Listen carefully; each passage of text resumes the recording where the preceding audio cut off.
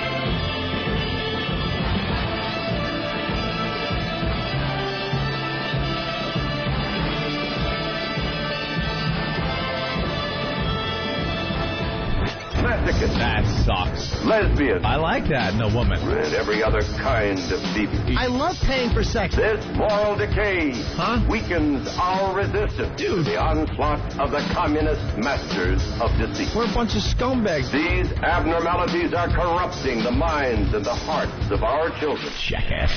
I can't believe it. It's pedophile humor. It's depressing and horrendous. It's awful. A bunch of idiots. Perversion for profit. Here it comes! Here it comes! The Opie and Anthony program. El virus. The Opie and Anthony. God, that irritates me. It's just like somebody took a bat to my brain. We're the only radio show that makes you want to hate us. Opie. I want my coffee. Anthony. I want that fact. Jim Norton. I want Ozzy. We are going to dumb this thing down to the point that we're going to be #1 with Down syndrome children. Hysterical. The Opie and Anthony Show. But enough of this palaver. Let's get the show on the road. If you're planning a road trip this weekend, it's time to take XM satellite radio along for the ride. XM gives you 100% commercial-free music. It's the ultimate playlist with channels for album rock, alternative, heavy metal, hip-hop, unsigned bands, blues, jazz. There's an XM channel for everyone in the family, including the biggest names in news, sports, talk, and comedy. All in digital quality sound for less than $10 a month. No wonder it's the most listened to satellite radio service. The XM Roadie from Delphi can turn any radio into an XM radio. It's the smallest satellite radio ever, so it looks great on your dashboard. Plus, for a limited time, you'll also get a free home kit so you can connect XM to any home stereo. XM makes a great graduation or Father's Day gift. Check it out. Electronic stores, including Best Buy and Circuit City. Beyond AM, beyond FM, it's XM satellite radio. Ah, that's right, Howard. That's right. Yes. Oh boy. Oh boy. Am I on? Nice. I'm real low in the headphones too today. Yeah, you got to push that up. Well, I guess we could do a little of that. Do this. I don't know. Try that. Move that a little bit. Oh boy, this is a problem. Can you hear yourself? I'm trying. I apologize to the audience out there. I really do. I just want to apologize. I know they're fixing this and they're trying and everything, but when you went into the little Howard commercial there, yeah, I swear I thought my eardrums were going to explode. But I couldn't hear anything before that. I couldn't hear the intro music that was being played. All right, this might help the tech people out because when the Howard Stern XM satellite radio commercial was playing, yeah, I could hear that really, really nice. And then when I said, thank you, Howard, yeah, my voice was very, very, very low. Very low. Extremely low, where I don't even think it made the air. I don't know. Now I can barely, hear me in the headphones, but everything, I'm afraid now to turn it up too loud because when you play something, I'm going to get blasted out.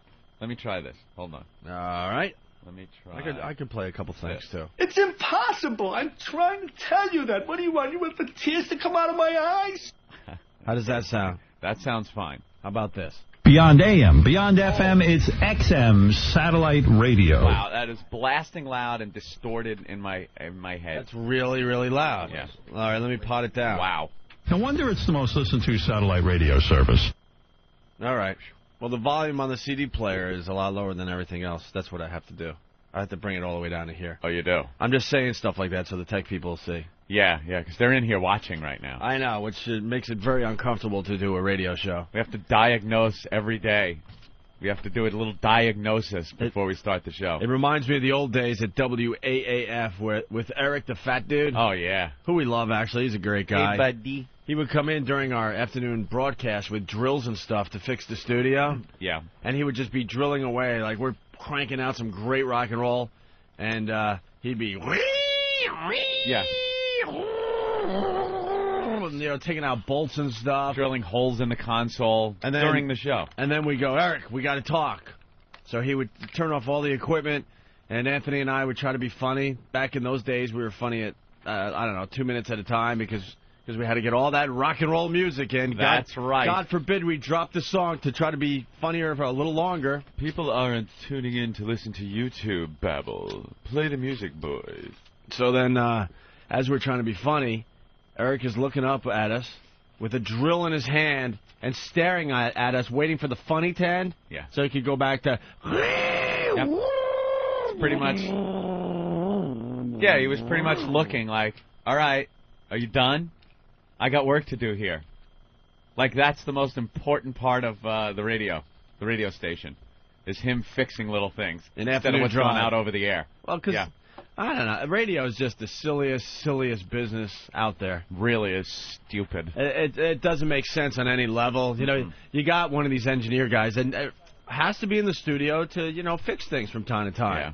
But these guys don't want to work weird hours like anyone else out there. No. So instead of coming in when less people are listening to the radio station, or in some cases barely anyone... that means he would have to do all the work at midnight, let's say, or 1 in the morning, 2 in the morning. Who wants to do that job?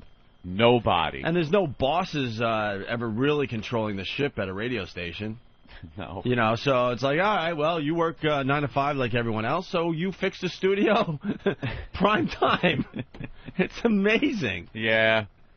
Well, hopefully these problems will all right, wait, let's be taken care of. Well, the listeners will help us out. Let's go to Philly and say hi to Josh. Josh? Yo, guys, how you doing? Pretty good. Want to let you know that you guys sound good as far as your levels. The sound effects sounded good, except for Howard. He was fucking loud. He blasted my ears out just like Anthony's. Oh, really?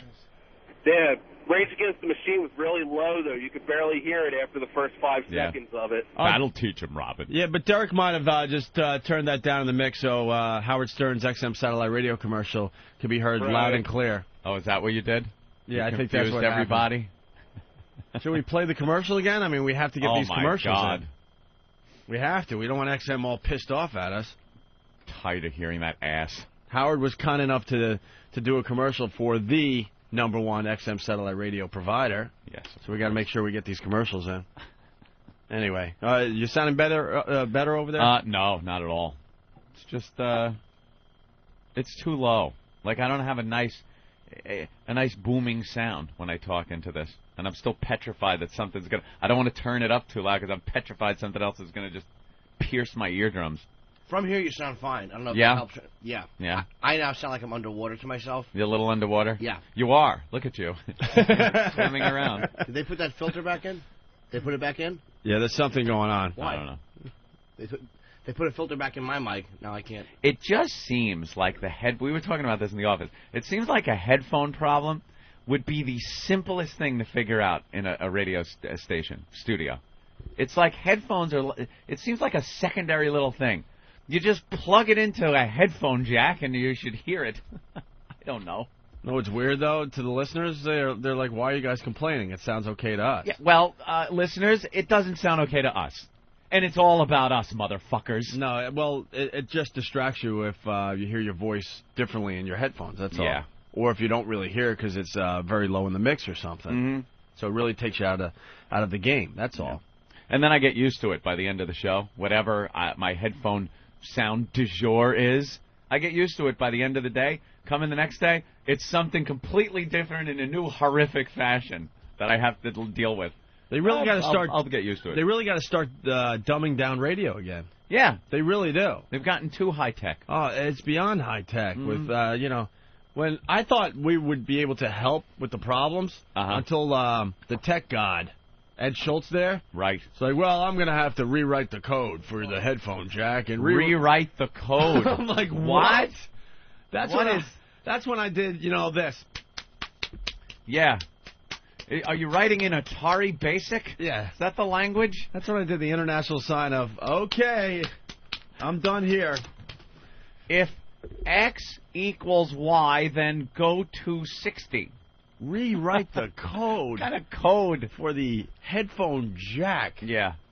It's just a headphone. My God. And, of course, there's some geeks out there going, well, that makes perfect sense to me. I don't care. For 99.9% of the population, they don't get it either. Apparently, we're lower than we were yesterday. It says Ant is lower than yesterday. And Opie is also low. I got you pretty high up. The promo was booming. Okay. Where am I? Oh, that's you. I'm cranking you up and me? myself up. Yeah, how's that? I don't know. Jimmy, talk. Now you're loud almost. Jimmy doesn't even want to talk? They put the filter back in the mic. I don't know why they did it, but it sounds awful again, so for what? Oh. It was out, it was fine, and now it's back in. Oh, my God. Yeah, why did we get the filter back in there? Mars? Wiki? Someone? We put the filter in and increased the gain.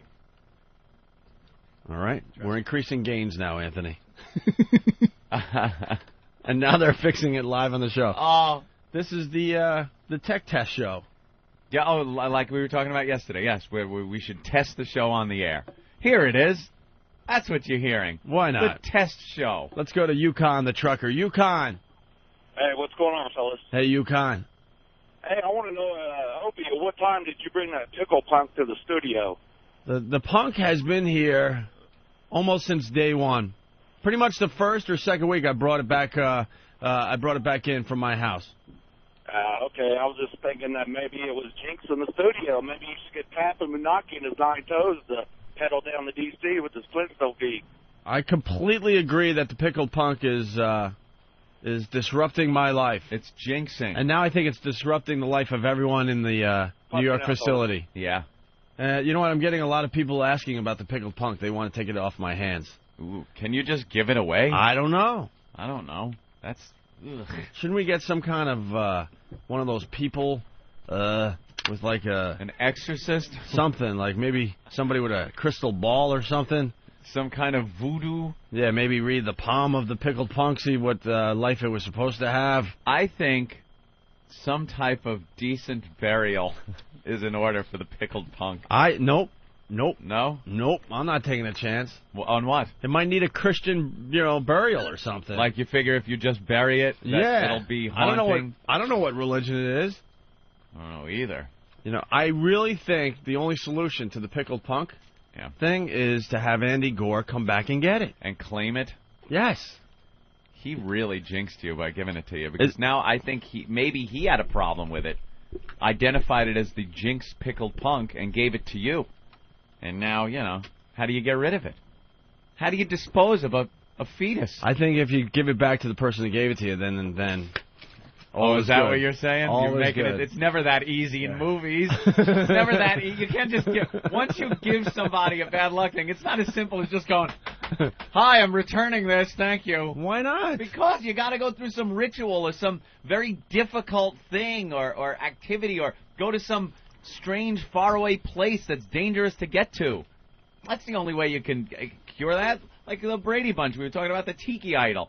They couldn't just put it back. They had to give it Mr. Hanalei and had to tell him to go to the cave, and Vincent Price was there, and it's very dangerous for the kids. But how about we burn something in all the corners of the room? Like sage? Is that the thing they burn? I think they burn sage. But it has to be burned in every corner of the room. You can't just walk around the place with sage burning. You have to burn it into each corner of the room. You know that. I do some of that reading sometimes. What the hell? You burn it in the corner of a room? Yeah, it gets rid of the badness. I thought you just had to wave it around. No, you don't just wave sage around. What do I know? I'm learning something new here. Of course not. You burn it, and then you make sure it hits every corner of the room. Well, someone will back me up on this one. I'm not denying it. I'm just saying I don't think that'll work unless you get rid of the pickled punk first in the appropriate fashion. I think as soon as we get rid of the pickled punk, all is going to be good with the show. Could you imagine you get rid of it and everything miraculously just works here in the studio? Oh, all of a sudden we're not butting heads with anybody at XM anymore. Everything is fine with the world. You got to get rid of that thing. I blame it on the pickled punk. It is the pickled punk. That nasty little face. Rrr. What do we do? Give it back. I think we just give it back. But there's got to be some kind of ceremony. I think we give it back with some kind of ceremony with maybe some sage burning in the corners of the room. Burning sage in the corners of the room. Yep. Give it back. I like it. Yeah. All right, the sage, you kind of sold me with the sage. Because I'm thinking you can't just give it back, but a little sage. But there's something missing. I think we need to all come into work one day with robes. With hoods. Maybe like a robe with a purple hood. And then we all just walk around with the sage.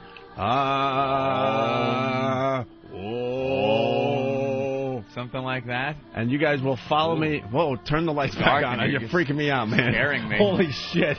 They were turning the lights down. And I didn't even know you were turning the lights down. I'm like, what the fuck is going on in here? Yeah, okay. All right, sage. Hoods. But there's no real element of danger involved. Usually there's some kind of danger that has to be involved when returning these evil things.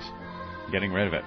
Well, we could all, I don't know, eat pea soup and see what happens. Let's see if we vomit it back up. See if someone's head starts spinning around the room. In evil fashion? No, we're all going to get robes with hoods. Yeah. With some kind of weird, an emblem? Some kind of weird emblem. That's just silly. That might be either good or bad. We don't even know, you know? Like the Druids? Maybe with, some kind of a star, like a half moon. Half moon? Half moon, a star, and a plus sign. Nope. Plus sign. No pentagram, though. No. No evil. No, because we all know what that is. Yeah. It has to be some kind of emblem. You really don't know what it is. Okay. But you know it's going to work. And then you guys will have to follow me around the room as I'm burning the sage into each corner of the room. How come we're involved in this? It's your punk. Yeah, but obviously it's affected the show. It's affected this place. People's lives are a little strange these days. Now the punk has been touched, though, by Mars. Yeah, that's not good, but I had nothing to do with that. But I had nothing to do with someone actually poking the pickled punk. Poking it. He might have been sleeping and stuff, and now you woke him up. Hey, look, we're looking up emblems online. Yeah, I like that one. I like the cross symbol with like the noose at the top. Is that called an onk? I have no idea. How the fuck do you know it was an onk? Forget Aristotle and fuck Socrates. Here comes Professor Anthony. I just know it as a cross with like the like a noose thing at the top. And do you know how to spell it? No, I'm awful at spelling, Opie. All right. No, sorry. All right. That's one thing Professor Anthony needs to study, is his spelling skills. Thank God for spell check. God, did I used to get railed. When I used to have to write things. I use spell check now. I defy you to find misspelling in the past, even couple of years, I would say. Well, I could break out the XM Satellite Radio contract. I think you barely spelled your name right. Okay, I was probably drunk at the time. All right, so I understand. Years ago, I was, very bad, and when I had to write things, it's just awful. Now spell check is so easy. Just pop it right in there. It calls you an idiot, gives you the right spelling, you move on. You look like a genius. All right, we got to figure out something with this pickled punk. It's obvious. Yeah, I am a little frightened. It has really kind of put a damper on the show. Thank you. Why did you even ask for it? It's the worst thing you could possibly have is a fetus staring at you through a glass jar. It's cool if you go over what's his name, Andrew's house, and go on his tour of all of his pickled punks. But to have one, you don't want to have one. No, you walk through a freak show, you look at the bearded lady, you're not thinking of taking her home. You just kind of look at it, admire it as a freak, and move on. And all kidding aside, a lot of bad things happened after I got the pickled punk. Yeah. So I'm partly serious here, by the way. I don't want to give you the laundry list, but it was a really bad 2.5 years. But there's no guidelines as to what you do with it to get rid of any evilness that might be spread around. In the movies, it's easy. They go, and I'm reading in this book that you have to do A, B, C, D. All right, well, why don't we go down to one of those ancient bookstores somewhere in the village? And maybe talk to the person behind the counter, and they'll go, who's been alive for like 400 years, but he still fits into society. Right, very. Ooh, that's mysterious. Yeah, and then maybe he could direct us to a book. Yeah, a book that he has to go. The Necromonicon. Oh, I got just what you need, and he goes in the back, and all of a sudden comes out with this book with a leather case or something. Necromonicon, yeah. Yeah, and this goes, blows it off. And there's the title of the book. And it's perfect for our situation. And then you thumb through Pickled Punk Removal. Pickled Punk Removal section. There's never it's never like that. It's never that simple. I can't wait to start smoking pot again, because this sounds great. It's like the old Asian guy in Gremlins downstairs. Yeah. You got to kind of, find him in an out-of-the-way spot. We have to go to a bookstore somewhere. It's an out-of-place bookstore, but the guy has to have some kind of like long beard. Long, weird beard. Long, weird beard. And it can't just be an old bookstore. It's got to be like an occult place, though, doesn't it? Where no, they sell, like, that's books and charms? That's the beauty of it. It could just be an old bookstore? The Gremlins guy. He was just kind of in this cool little shop. And then it had that, yeah, exactly. All right, so it's an old bookstore. Yeah. But it can't be like a Borders or something. Nah. It's got to be like an independent bookstore. Independent. You can't, go in there and get some coffee. Yeah, an independent bookstore that might have some children's books off to the side a little bit. Really? Yeah, just a little bit, just to create the illusion. Oh, that and you might legit. be using this bookstore for other things. But then what's the secret word to let the guy know, look, we need a little more than what you're showing out here? A scar on my body. What? I don't even... What? Some kind of scar on my body. And you show it, and he goes, I got what you need. Exactly. And he goes around back. And he's been waiting a very long time for me to show up. Like his whole life isn't gonna work. His whole life has been just waiting for this moment where I show up to show the scar. What scar do you have? I don't know. I got this. I got a really bad scar from when I was a kid where I tried to open an orange juice can. That isn't it. You mean that back then you were opening an orange juice can and that was sealing your fate back then? Who knows? Now I'm starting to think. It has to be something and odd. I tried to push the lid down and the edge of the orange juice can almost took my whole thumb off. Look, it's still there 20-some-odd years later. Dude, that means nothing. It would have to be some kind of strange occurrence. If the orange juice lid mysteriously flung off the counter and zipped like a saw blade into your finger, that's one thing. You're opening up a can as a kid, and that's putting this high sign scar on your thumb to show the guy in the shop? I believe it set me down the road, and it brought us to this moment. You're going to put your thumb up, and he's going to be like, yeah? What can I help you with, sir? You know what? I never really noticed what this scar spells out or something. Maybe we should get a little ink and I'll press it down on a piece of paper to see what it's all about. By the way, that's going to be my new autograph when we go out. Oh, is that it? Yeah. Just going to dip it in ink and, yeah. and give a thumbprint of your Because now this scar, because we've talked about it on the radio, is very famous. We have learned that if you talk about something, it gets famous. How many people are going to ask me to see the scar now when Let me see the orange juice. when we're out and about? There it is. The orange juice can't scar. All right, so you're with me or what? No, not with the scar. I was with it. I'm feeling it because I want to get rid of this too. But the scar thing. All right, what are you feeling? Are you feeling like some weird emblem thing on our purple robes? Ooh, that's good. No, because we got to walk into the place and have some kind of weird emblem. Maybe something around your neck, like a necklace thing or a ring or something that. I got this cool thing on this cool cross thing that I wear all the time. It's a cross. Which, by the way, I've been walking around Manhattan and really bothering people. I just will hold it up and go, for the Pope, for the Pope. Really? Yeah. And they look at you like you have 3 heads. Yeah. This pot thing's going to work out just nicely. You think it's going to be good? Yeah. I got to start smoking that pot again. I'm thinking a ring. Some kind of ring that you got to give the guy something, and he sees the ring and goes, oh, okay. Like a decoder ring? Yeah, something like that. Maybe I have something in my apartment that is the missing piece of some kind of... Right. Some kind of ancient puzzle. Well, somebody has it in their possession, of course, because fate would have delivered it to you years ago for just this moment. Unlike your stupid orange juice can scar, it would actually mean something. So I should look for some kind of... Have you come across any piece of jewelry or something with an emblem on it that you probably would like, why am I keeping this? I should throw it away, but you just keep it, and it's a little weird. Well, I got a shark tooth necklace when I was in the Bahamas over vacation. Yeah, that's... no. Seemed like just a thing to buy, but maybe that was it. You know what probably would have been it? That finger bone necklace that you got years ago. Dude, that's buried. You buried it where? In my parents' backyard. See, you got to dig that up. No way am I digging that up. That no to the bookshop. Of course, it makes total sense now.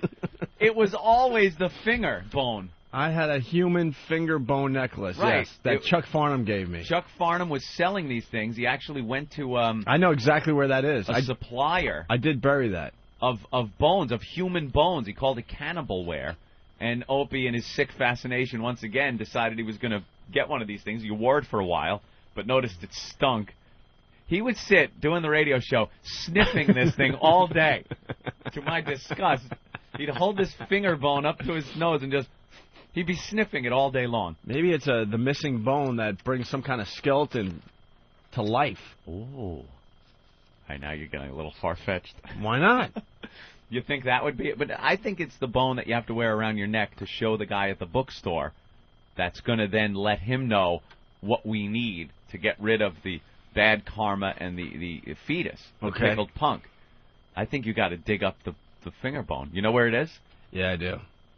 It's still got the leather around it? It's kind of buried in, like, the pet cemetery section of our backyard. Really? Yeah. Oh, great. You could dig up a cat bone by mistake? The guy's going to go, that's a cat bone. I can't help you. It could be, I think it's buried close to one of my cats that we buried, or one of the goldfish we lost. Did you bury it with a rawhide that tied around your neck? Oh, yeah. So the whole thing is buried. Did you put it in a box, or did you just bury it in the dirt? No, man. Let nature take dirt? its course. All right. Well, it could still, I don't think it decomposed that fast. How long ago did you bury it?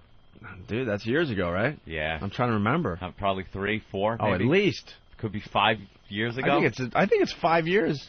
Dude, you got to dig it up now and put it around your neck, and we got to go to the bookstore. Imagine I walk in with, like, my hair all askew like Ben, and I got this necklace around my neck that says rotting and dirty and. But that'll tip him off. Little maggots crawling all over it. And it makes sense because it's not easy. All right, it's not all that difficult, but it's not something sitting around like the scar on your thumb. You got to go back. You got to find where you buried it. You got to dig up this thing that's been gone for years now. It's a human bone, buried. Dig it up. Put it back around your neck. Now we got to go to the bookstore. Now it's all coming together. This makes sense now. So the guy is going to recognize the bone necklace? He'll see the bone necklace. Then he'll know what our problem is because this whole thing is tied together. So then he'll get that book that no one has really looked for. Right. And then in there will be the instructions how to get rid of this pickled punk and the bad luck that it has brought. This is beautiful. This is going to work. All right. Dig it up. When are you going out? What if I can't find it? You have to. All right, I always find it in the movies. I will try to find the bone necklace. Gotta find it. Opie Potter will be out on Long Island this our weekend. Only hope. Can we see the pickled punk today? No, I don't want to look upon it. I don't want to look upon it I just want to make sure anymore. Mars didn't, wreck it by poking it too hard. Dude, don't look at it. Leave it sealed up in the box. Is it still in the box? Do not gaze upon it. I don't think it's cool that we disrespected the pickled punk. What's this wee shit? I didn't touch it. I want whatever's in charge of the pickled punk to know. No, get it out of here. Dude, you're suffocating it. Let it breathe. Here. No. Let the pickled punk breathe. No. Let it see the light. Why are you doing this? What? Get it out of here. Why is it sealed up like that? Are you guys sending it to the FBI? It's got a rubber band around the box. It says punk this side up with an arrow. What disrespect. The punk has to see. Has to see. Oh, God. No. If he sees, then he does. Put the punk back. It's in a box. For some reason, it's got this mystic rubber band around it that holds in. It's able to hold him in. Usually holds in all the goodness. It's some chain with an ancient lock of, something that holds it in, and if you take that off, then the evil gets out. This is a rubber band from the supply closet. Shouldn't it be some kind of ancient lock where only one person has the key? Dude, that should be in some crafted wooden box with carved emblems on it. With some weird lock that's ancient golden lock with a key that is only held by the high priest of blah, blah, blah, blah, blah. Who could just be one of our interns, and we didn't know he was a high priest. It's in a goddamn iPod box with a rubber band around it. What? No wonder it's pissed. We stink as being sorcerers. Years ago, for years, this thing has been on this earth. This punk, we've been told, could be. It's at least 90 years old. Could be over 100 years old. And it's been here on this earth. Think of where it's been, what it's seen, what it's been contained in, and it ends up in 2005 in a cardboard box with a rubber band around it. Of course, it's pissed. We're not giving it the respect it deserves. That's why I think we have to get it out of the box immediately. No, immediately. Look, and let keep it in the box. Let it get some sunlight today. It's pissed off, but you got to leave it where it is. You don't just pull it out all pissed. We got to figure. You got to dig up that bone. You got to go. We got to go to the bookstore. Where's the bookstore? I don't know. That's part of the mystery. We're going to be going into 10 bookstores and go hello to the counter guy, and he's going to be like, "Can I help you?" And then you'll just tap the bone with your finger. Are the Hardy Boys still working? Perhaps you haven't seen this around my neck, sir. That's lovely. What can I help you with? Yeah, I will be so disappointed if somebody doesn't look upon that bone around your neck and go, "Oh, I know what you need." And I just know it's not going to work because shit like this never works. Maybe we should just, I don't know, to finish this up, maybe we should just come up with our own ceremony and hope for the best. It's got to be based on something, though. It's got to be based on some ritual that's tried and true. It's got to be some kind of burial ritual. I think, I don't want to keep, pounding this into the ground, but I think we have to give it back to Andy Gore with some kind of ceremony. Right. Okay. You have to give it back to that. I can't take the responsibility of thinking it needs a burial. Right. No, I agree with you on that, but there needs to be some type of ceremony, whether it was a burial ceremony or some other kind of a passing of the Somewhere along the line, the link was broken. Right. So the link was broken when Andy Gore gave it to me. Right. So I have to give it back to Andy Gore. The punk belongs to certain people. It's their fate to possess the punk throughout history. Andy, of course, is one of those people that is meant to possess the punk. You, on the other hand, were not. Obviously. You weren't meant to. So we bring it back to Andy. So Andy gets and then it he'll back. find the next person that was really supposed to have this thing. Right. Or actually, it just happens. Like, how did Andy get it? I don't know. Do you remember? You didn't even get a history of this punk before you got it? You're taking possession of something that's probably a century old, dude, and you didn't get a history like, all right, where did it come from? It's not even a good pickled punk. Shh. It's a fine punk. It's a fine punk. Shh. Landru will hear you. There are witches. There are witches. Love that Star Trek. It's like 2 episodes, but Landru will hear you. It's a wonderful punk. Someone's suggesting we bury the punk next to Chester. No, Chester isn't buried. Chester is cremated in an urn, by the way. And for you people that are keeping track, my ex-mother-in-law has kept Chester's ashes, and when she passes, she has told people she wants the ashes buried with her. There you go. All right. Someone wants Pat from Moonachie to drive it down to Louisiana. Someone wants to know if Andy Gore's been having good luck ever since he gave me the punk. Someone is saying give the punk a proper burial. And, of course, Pat from California, send the punk to Scott Peterson. Oh, Jesus. He knows how to get rid of him. Melanie from Cleveland says, don't go digging up any bones. I'll write a spell for you.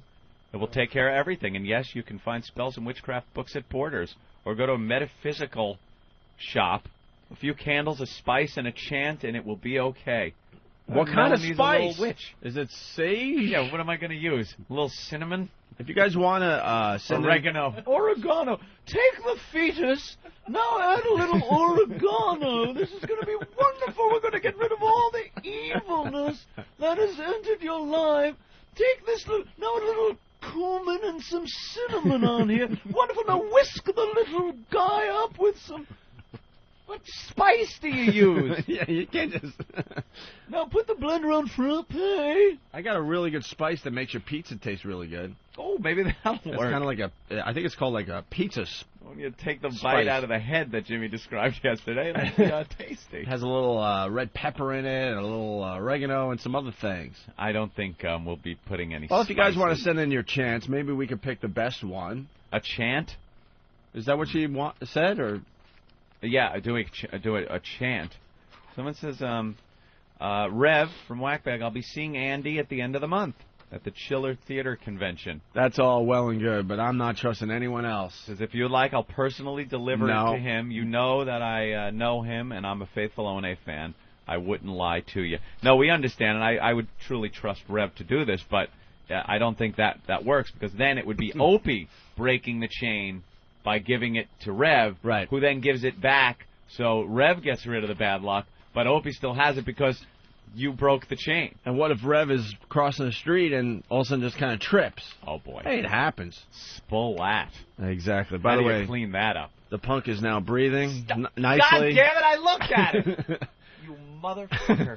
It's, you know, those seats where the listeners kind of take a look at us as we broadcast our show? The pickled punk is sitting up nice. All is good with the world, at least for this moment. Oh, God, could you please get rid of that thing? Oh, my God, why did you take it out of the box? It had to get... Put it back in the box. Put it back in the box. It had to be taken out of the box, Anthony. It had to. Let's say hi to Chad. Chad? What's up, fellas? Hey. Hey, you guys see that movie Red Dragon? Who was in Red Dragon? It's a prequel to the Hannibal Lecter movie. Oh, right, okay. Yeah. You know where Ralph Fiennes, like, he's being controlled by that painting, so he has to break into the Brooklyn Museum of Art and eat the painting to stop it from controlling him? Oh, yeah? I think you got to cut that thing up into slices and down, and at least Opie has to eat a piece of it. No, you don't have to eat it. I know that's not true. All right, thank God. Whatever you do, send the fluid to Mike Source. He can gargle with it. It'll improve his breath. Jersey Joe from Jersey, obviously. Hey, how you doing, Jesus. fellas? What's up, Jersey Joe? I think it's obvious where your fate changed, and you should actually wear Chester's broken rib around your neck. All right, Jersey Joe. Punching out. What an ass. Chester. Let's go to Frank from Jersey. We officially talked to Frank for the first time during one of our Boston broadcasts. Oh, this is the Frank? Yes. Frank, what's up? Hey, guys. A few things happened after the show, and I thought I'd share. Oh, yeah, you had no idea what was going on at the Paradise when everyone was just openly laughing at you. I listened to the replay. It was hysterical, and I appreciate, what you guys, you put me on the show. It was fun. Good. Okay. So what's going on, Frank? I drove Fred home. On the way home, we were listening to the replay. Fred was laughing a little bit, and something started smelling funny. Oh no! So what I did was crack the window open. I had the air conditioner on, but I cracked the window open, and I didn't pay much mind. I figured he had a loose down there, so maybe he let one go. Right. So we kept driving another few miles. It started, even with the windows open, now it really started stinking. Oh, no. Okay, so I go to Fred, say, Fred, is something going on down there? And he gave me a look like a baby would look when he's dumping a load. So what was it? Oh my God! I hear something going on. Yeah. Well. Did he crap himself? Obviously, he crapped himself, right? I wasn't sure, and so actually pulled up by his. Oh boy! Dude, I'm in trouble now. Just plow through. What did you do? I pulled up by his house and. Opened the door, let him out, and when he got up, there was a little stain there on the seat. Oh, no! On your seat? Oh, on the seat that he was sitting on. And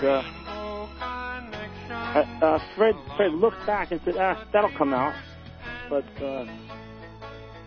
hello? Yeah, we're listening. Oh, my God. He is easily distracted, isn't he? I hear the music in the background. I think something's happening. Frank. Yes. Did he actually crap in your front seat of your car? He made something in his pants. Right. It obviously leaked. Whatever the juice was that was in his pants leaked through to the seat. And left a nice, brownish yellow stain. Now, do you have leather or cloth seats? Cloth. Cloth, so it soaked in to your cloth seats. You didn't then push him out of the vehicle at 60? If someone shit in my car, I would have to kill them. Did you then have to wash it out? I mean, obviously you washed it. I went to the store. There was like a supermarket down the street after I dropped them off, and I got some of that Formula 405 or 409, whatever that's. I started squirting it, and it was like a small spot. Then I started squirting it on there and rubbing it around. It got really big, like a big, huge. It just spread out like it was concentrated. Did you put your nose down there to see if you got it out? No. Yes, you did. It was pretty bad. Does it still stink in there now? Oh, it still has a scent of Fred. Yeah. It's bad.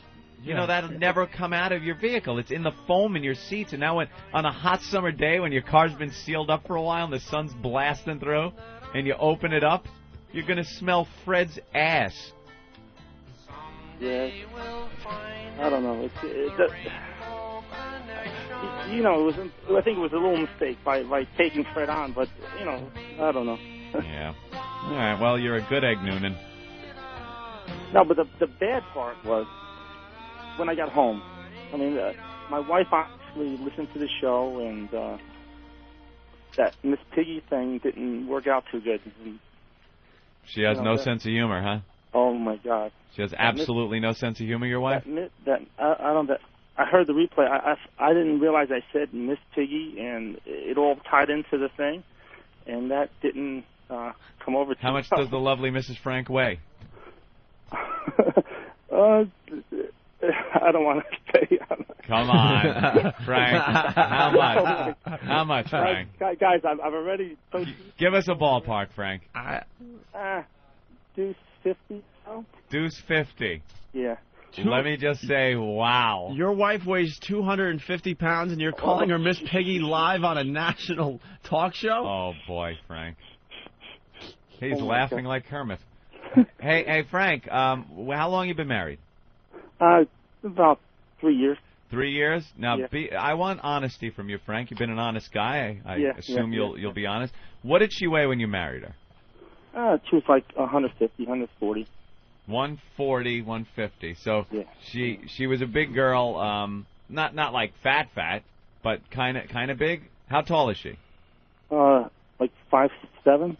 5'7", 140. That's not bad, That's really. fine. That's all right. That's fine. She's tacked on 100 pounds since you've been married? Yeah. It's... Holy Jesus. Frank, what happened? I don't know. She likes to eat a lot? Is that it? Exactly. Exactly. And do you look sometimes and go, oh my God, she's in the back room. I better not. What? Where are you, home? Yeah. I was about to go to work. Could you put your wife on the phone, please? Opie and Anthony. Oh my God. What? I'm in trouble now. She didn't know I called you guys, so. Hand her the phone. Just tell her not to eat it. Yeah, put her on the phone, please, Frank. Oh my God, no. You want to talk to Opie and Anthony? Opie and Anthony, I swear. Oh, okay. No. What? Uh-oh, she's giving me those looks. What'd she say? It's not. I'm Frank, talking to Opie and Anthony. Frank, be a man. Frank, you got to stand up for yourself. Oh my God, she goes to me and says, Opie and Anthony can take you home with them. I'm in trouble. Holy, I better. Just hand her the phone, Frank. I have to talk with her.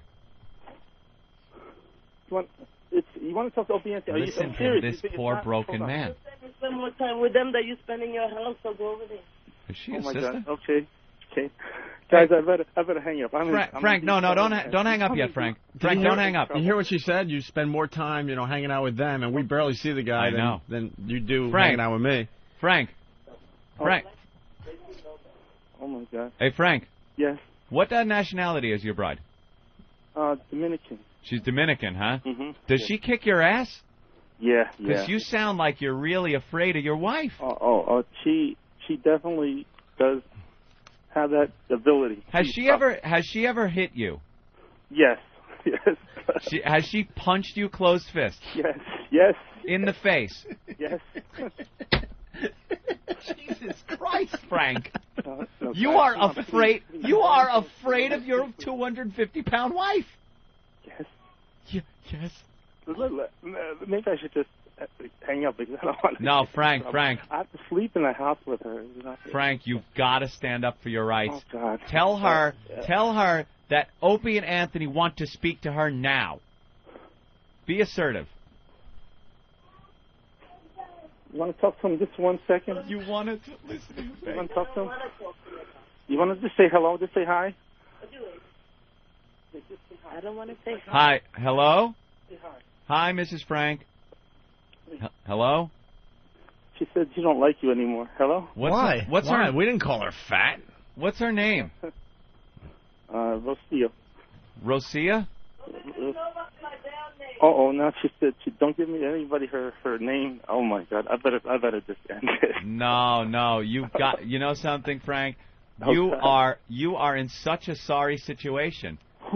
You're married to a woman that you are petrified of. I say that you have to be assertive and give her the phone and say, Opie and Anthony want to talk, and you go, will you talk with them, please? Like you're all scared shitless of this woman.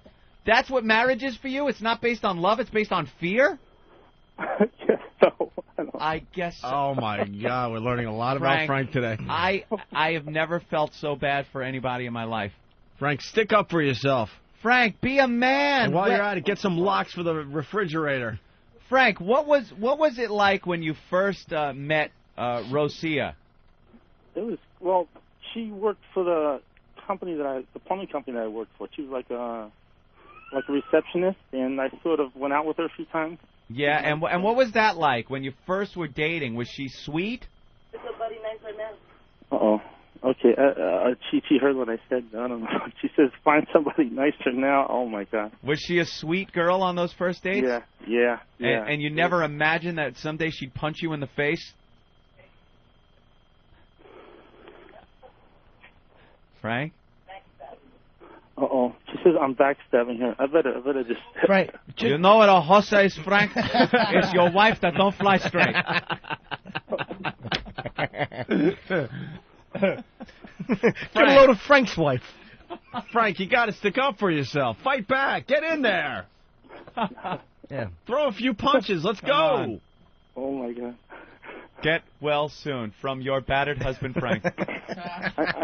She listens to the replays of the show, right? Or is she listening right now in the other room? She listens to the replay. Okay. Here's one for the replay. Frank's wife. Frank told us in Boston off air that he wants you to stop eating. Oh, my God. Don't. Frank told us that you are man. now a fat pig. Oh, my God. He was in love with you when you first met, but you've gained 100-some-odd pounds, and Frank's not happy about that. But he's too scared to tell you. So as Frank's friends were telling you, you need to stop eating. Right. There you go, Frank. I did it just like you told me. There you go. You got to be assertive. Yep. You got to let her know what you're feeling, Frank. Guys, I have a great idea. So she doesn't hear the replay. I'm going to, cut the wires on the radio so she doesn't hear it. And, he's actually going to do this. And, Mark, this was a great call. I think everything's going to be cool now. I have a good idea. I'll cut the wires on the phone on that thing, and she'll never hear this. He could be the wimpiest husband that listens to this radio show. This is beyond pussy whipped, Frank. Oh, God. You are beyond pussy whipped. Frank, you realize you could get a better broad if this goes bad, right? Your wife's 250 pounds, and she's controlling you. Completely controlling you. You are afraid of your wife. You could get a girl that weighs 200 pounds with a good personality. There you go. Let me tell you the deal. I was married before her, and I had a lot of cash, a lot of money, everything, and I lost almost everything. And then I remarried now, and I finally got a nice cash bucket, and I don't want to lose that again. Why marriage. do people get married a second time? I don't get it. Is there anything about love in there, Opie? He's married and staying married because he's got a little nest egg that he doesn't want to lose now. And he's got a wife who gained 100 pounds since they were married. It doesn't sound like there's... the only passion there sounds like the passion she has to just beat down this poor man. And this guy is trapped. I hear a child. You're a father? Yes, I have a son with her, yeah. How old is your son? 7 months old. 7 months old. Oh, that's adorable. All right, and... Do you hope to have... Frank? Guys, you don't do you hope to have another litter? Oh, my God. Is that my idol, Norton, Jimmy Norton? Of course it is. Frank, put your wife on the phone, man. We're not going to be mean to her. We understand. Tell her we want to talk to her. We need her side of this. Yeah, we want to work this out for you guys. Are you still talking about... I better... Jimmy, we're going to go to your show. We love you, man. Thank you. Don't do this to me, man. No, dude. I just want to... I think that you're misrepresenting your wife. We want to just chat with Marlon Brando for a second. It's nothing bad. No, Jimmy. Oh, my God. Let's get her side. Yeah, let's get her side. Frank, demand. We want to be fair. Yeah, Frank, we want you to demand that your wife talks to Opie and Anthony. Come on. Let's hear you demanding. Let's go. Be a man. No, guys. Come on. Be a man. Be a man. Let's hear Frank demanding that his wife talks to us. Let's go. All right. Here we go. Come on, guys. Listen, guys, I do anything for you guys, but don't Frank, grab a hold of your balls. Take a deep breath and demand that she talks to Opie and Anthony. And say, woman. Guys, let's change the subject. Let me talk about... You talk to Opie and Anthony, woman. Let me... I'll tell you what happened in the car where we're talking to Wheelchair Fred. We don't. Frank. At this point, we could care less about Wheelchair Fred. It's not about Fred Frank, anymore. Stand up for yourself right now. Frank, listen to us. Get a hold of yourself. What's the matter with Frank? you? Frank. Oh, my God. You can act like a man. What's the matter with you? Exactly. Come on, Frank. Frank. Tell her. So focus. This is what happened. I was driving Wheelchair Fred home. No, we don't want to hear about Frank. Wheelchair Fred. Frank, tell your wife to get on the goddamn phone and use those words. Go get on this goddamn phone. Oh, my God. Do it. Do it. Do it. Huh? Do it. What was she saying? Hello? Frank? Holy shit. Yeah, oh, my God. I think she hung up because there was something going on. Yeah, there's something went on. And that, I have never heard a more pussy-whipped, fearful man in my life. Oh, my God. He's the most... we should ask what their wedding song was. Probably all romantic and sweet. And now it's just he's a battered man. I think I got their wedding song, actually. All right. Let me play this little... This is Frank and his wife's wedding song. All right.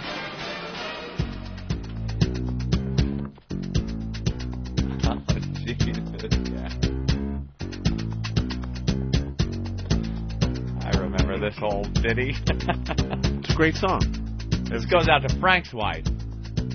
Your butt is wide, well mine is too. Just watch your mouth, or I'll sit on you. The word is out, better treat me right, 'cause I'm the king of cellulite. Ham on whole wheat, alright.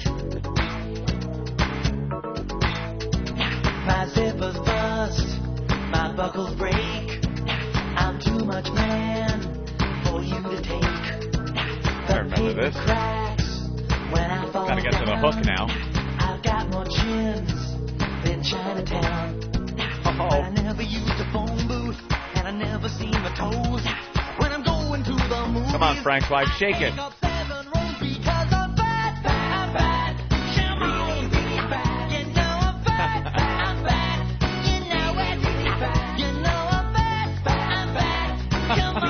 Too fitty. Don't you call me pudgy, portly, or stout, 'cause tell me once again who's fat. That's it. That poor bastard. People asking how large is Frank? How would you describe Frank? Frank is... Frank's not fat. I think he's kind of tall. I think he's like 6 tall. foot, 6'1", maybe, about 170, 175, maybe. Yeah. He's like in old man in shape. Frank has like a body like Jack LaLanne when he was 75. Yeah, there you go. Muscles and old man, like Clint Eastwood in a way. Yep. Strapping. He looks like a German, a Nazi soldier. Yeah. He's got that look. Like, if you put him in that Nazi uniform, he'd fit perfectly. That's how he looks. Without the courage. Yeah. I bet you he's a cuckold. Huh? He's a cuckold. He probably likes her to humiliate him and spit on him and smack him around. Yeah. No, I don't think there's a fetish thing going on. I don't want to excuse it as some kind of fetish. This is just a beaten, broken man who is in a horrible marriage with a woman that gained 100 pounds, and he's afraid to say anything. He just watched her shovel food into her mouth for years and gain 100 pounds and was too scared to say boo to this woman. And now he's in this miserable marriage. Did you see how scared he is? The guy is petrified of his big fat wife. She punched him in the face. She punches, the big Dominican fatty punches him in the face. Wow. All right, well, His poor Hector? bastard. Yeah. What's up, Hector? Good morning, Owen. Hey, what's up there, Sandy Nipples? Hi, Hector. Not you. Anyway, That's guys. getting old. Wow, I didn't know I was going to crash. Listen. All right. Actually, I feel cool. I always wanted to crash. Listen, check it out, guys. I'm a Puerto Rican from Brooklyn. Uh-huh. And right now, within years, I've become surrounded by Dominicans. Yeah. Okay. There's more Dominicans in Brooklyn than there is in the Dominican Republic. Yeah. And the problem is, these women are controlling. When you first meet them, they're the sexiest, most sweetest, most nicest women around. Okay. All of a sudden, once you put the ring on their finger, they'll put on 100 pounds, and they turn into these freaking controlling monsters. Wow. Is that how Dominican women are? I'm telling you, I wouldn't say all of them, but I could pretty much bet the red check about 70% of them. Well, there are a lot of stereotypes out there, and a lot of them based on fact. That's the truth. So, you get every race has their stereotypes as far as the women go. Yeah, Italians, Jewish women, they all got these stereotypes and stuff. And I guess Dominicans, like Hector's saying, they blow up into big angry beach balls. Yeah, but I have a message for Frank. Yeah. Okay. Run! Just run! Let me tell you, if he has just one kid with her, family court, child support, that's only 70% of his check, he'll live. 70% of his check? Oh, no shit. No, 17. Oh, okay. He'll live. He'll be okay. Anyway, guys, listen, I kept... Be quiet. All right. Yeah, enough. Wow, who knew that Frank was poor guy. in a living hell? No wonder. A lot of this makes sense now. No wonder he had no problem cleaning up Wheelchair Fred's shit from that hotel room. He walked into he stayed with Fred while we were up in Boston in a hotel, little Days Inn or something, and let Fred stay in the room with him. Fred went to the bathroom in the morning, and Fred being in a wheelchair, I guess he doesn't have quite as good control of his bowels as the regular person. He crapped, and it got all over the bathroom. Fred said he was in the bathtub, and he accidentally dumped, and then tried to rinse it off with the shower head, and instead knocked it all over the bathroom. And Frank went in there and saw this, and any normal person would beat Fred over the head and say, "What did you do? You crapped all over the bathroom." But he went in there and cleaned it up. And it makes perfect sense now. He's such a beaten man that a bathroom full of crap tells him, "Clean me up." And I bet he had a deep voice before he met this woman. Yeah. And now he sounds like Kermit. Like Kermit. From so many times of going, "Oh, I'm sorry." Getting that voice, that non-threatening voice up there. So Paris the Thought, he puts on a manly voice that might upset his wife. So he's cultivated that higher voice. "Oh, don't hurt me. Oh, please don't punch me in the face, you Dominican pig." Probably taking a couple shots in the voice box. Oh, maybe, right? God, that poor bastard. All right, we better take our first break. Wow. That's sad. Wow, we're talking about pickled punks and Frank the Wuss this morning. Yeah. We have Howard Stern talking about XM Satellite Radio. We got to get another one of these commercials in. Sure. It's so funny because I went to the message boards after the show yesterday, and everyone's all excited, like, "Oh my God, got to tune in Howard tomorrow because he'll have some kind of response." No, he won't. He's a pussy, is what it is. Forget. He's a pussy, and he'll take whatever we dish out. That's right. He can't fight this game anymore. So once again, here's Howard Stern talking about XM Satellite Radio. If you're planning a road trip this weekend, it's time to take XM Satellite Radio along for the ride. XM gives you 100% commercial-free music. It's the ultimate playlist with channels for album rock, alternative, heavy metal, hip-hop, unsigned bands, blues, jazz. There's an XM channel for everyone in the family, including the biggest names in news, sports, talk, and comedy. All in digital quality sound for less than $10 a month. No wonder it's the most listened to satellite radio service. The XM Roadie from Delphi can turn any radio into an XM radio. It's the smallest satellite radio ever, so it looks great on your dashboard. Plus, for a limited time, you'll also get a free home kit, so you can connect XM to any home stereo. XM makes a great graduation or Father's Day gift. Check it out. Electronic stores, including Best Buy and Circuit City. Beyond AM, beyond FM, it's XM Satellite Radio. Like sand through the hourglass, so is the O&A virus. Lee, I want you to be very honest. Yes. I'm gonna put you on the spot here. How annoying was Jim Norton as far as the Robert Plant picture goes? Don't hold back. And I guarantee you, after with all due respect to his tenacity in acquiring a photograph, it was unbelievable. I've never seen anything like it. Probably, well, it was back in the late 60s. Someone who really, really wanted to meet Hendrix. I think it was 67. That's comparable, right? That was comparable. But since then, nothing like Jimmy trying to get this picture of Robert Plant. It was absolutely unbelievable. The vicious tenacity, the intensity. That sounds better than just calling him a nudge. I was a nudge, I'll admit that. Oh, it's ridiculous. But the photo is scary. Mm-hmm. You've seen it. Oh, it's horrible. Oh, yeah. Oh, it's classic. I've got it on my trio right now. The little smiling faces. His little lock over my face. Yeah, the hair is touching your face. Little men just smiling. His head is as big as a pumpkin. It really is awful. I've never seen a bigger head in my life. But you have to do it that way to get Robert Plant. You have to do it that way. Lee even said he's a tough one. His people are very protective. He's a very tough one to get. You have to. But Lee's a very important man, and he had a lot to do that day. And you I would didn't just care. pop in and ask you didn't care about everything else he needed to take care of that day. Now, I do want you to know just went in there and said, look, I know we got a performance here, and this is it's a big deal. Robert's, a rock god. We got to do this Norton thing.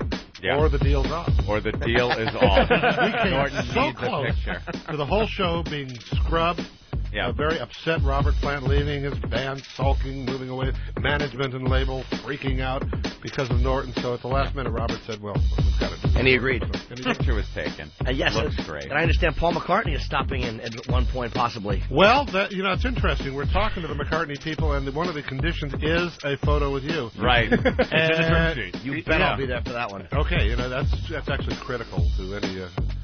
all the artists are coming to us now that we're big and popular and getting bigger all the time. And it's interesting how the Norton factor is a key ingredient in now all negotiation ploy.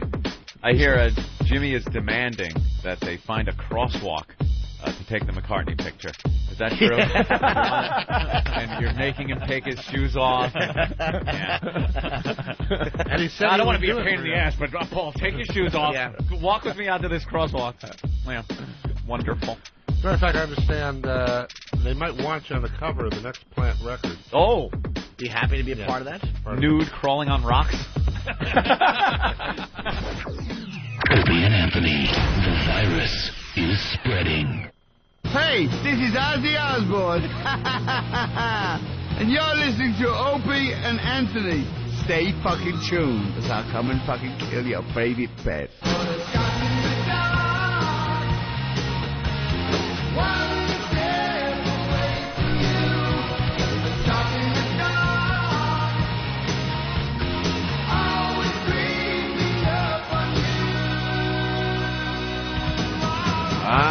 It's the Opie and Anthony program. Did you hear that at all?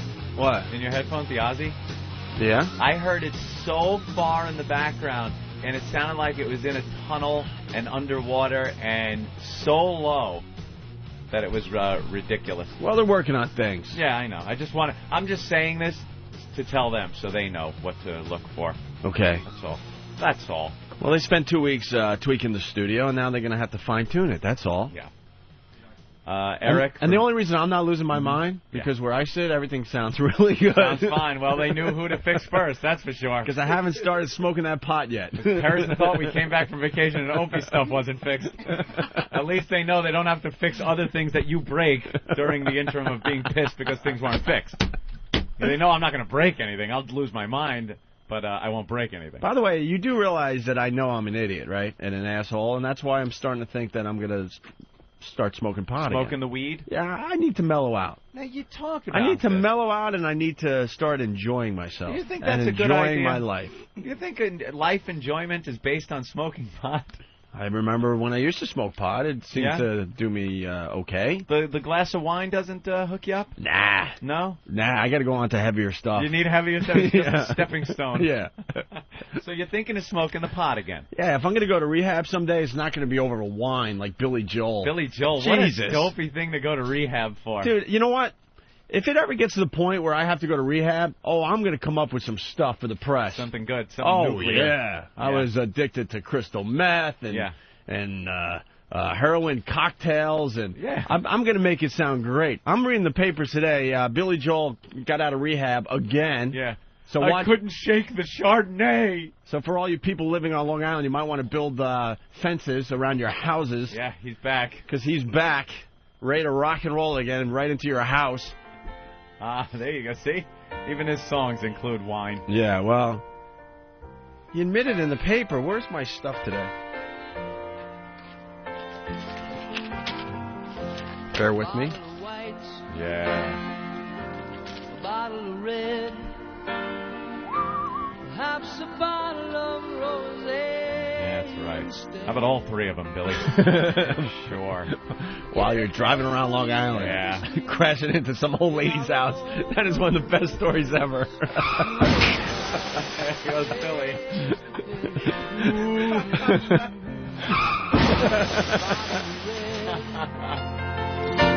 A bottle of whites. It all depends upon your appetite. Meet you anytime you want. Through the wall of my Italian. He'll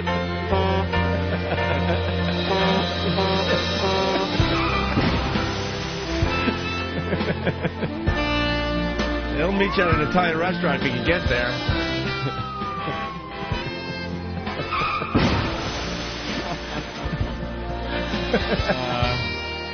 Yeah, but in the paper today, he's a wino. It says he'll stick to women and songs. Just rehab Billy Joel got a welcome home smooch from his wife, Kate Lee, in New York. Sunday, he left the Betty Ford Center where the Piano Man said he beat his weakness for wine. Things are okay with me these days. Got a good job, I got a good office. I got a new wife, got a new life, and the family is fine.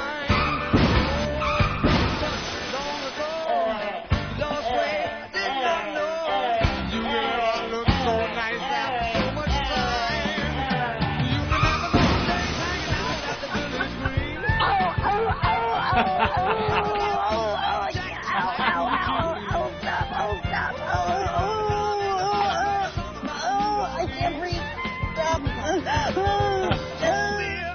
Hot lights, my sweet romantic teenage nights.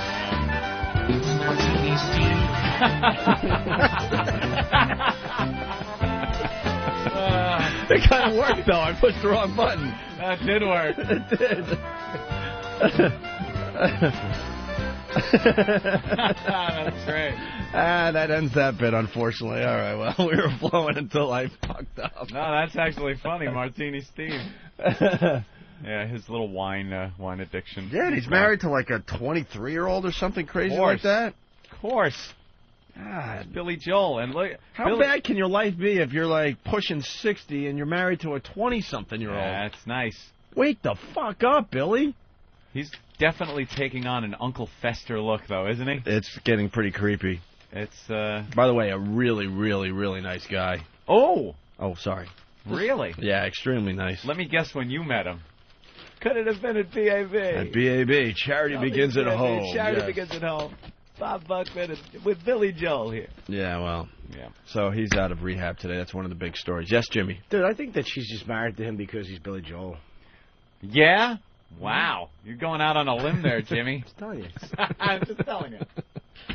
All right, where you want to go next here? We got so much to do. Well, I was quickly wondering about the pot thing. Oh, yeah. You want to start smoking pot. Maybe I've started. And, well, that's what I want to get into.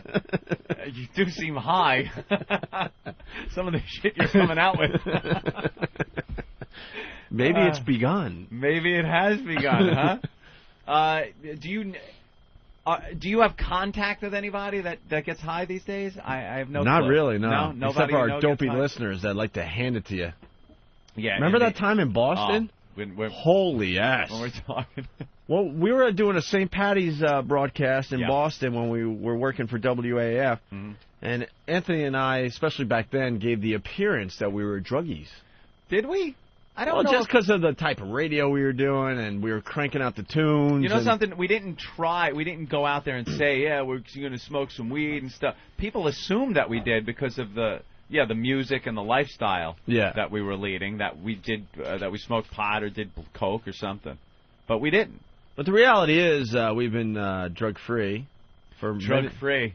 Sound like Voss now. I went out drug-free for shut up, stupid. He's still getting that cheap applause. He was on Dennis Miller the other night, and he's like, I've been drug-free. Oh, stop it. He goes, the applause. There's one person I want to see with a heroin needle sticking out of his arm dead on the floor. It's Voss. Did he really say that on Dennis Miller? Oh, yeah. He was on Dennis Miller, and I saw it. He killed. He really did. Yeah. But he went for the applause break, or Dennis Miller set him up because, they do that cute pre-interview crap, and Voss goes, I've been drug-free now for 19 years. 19 years.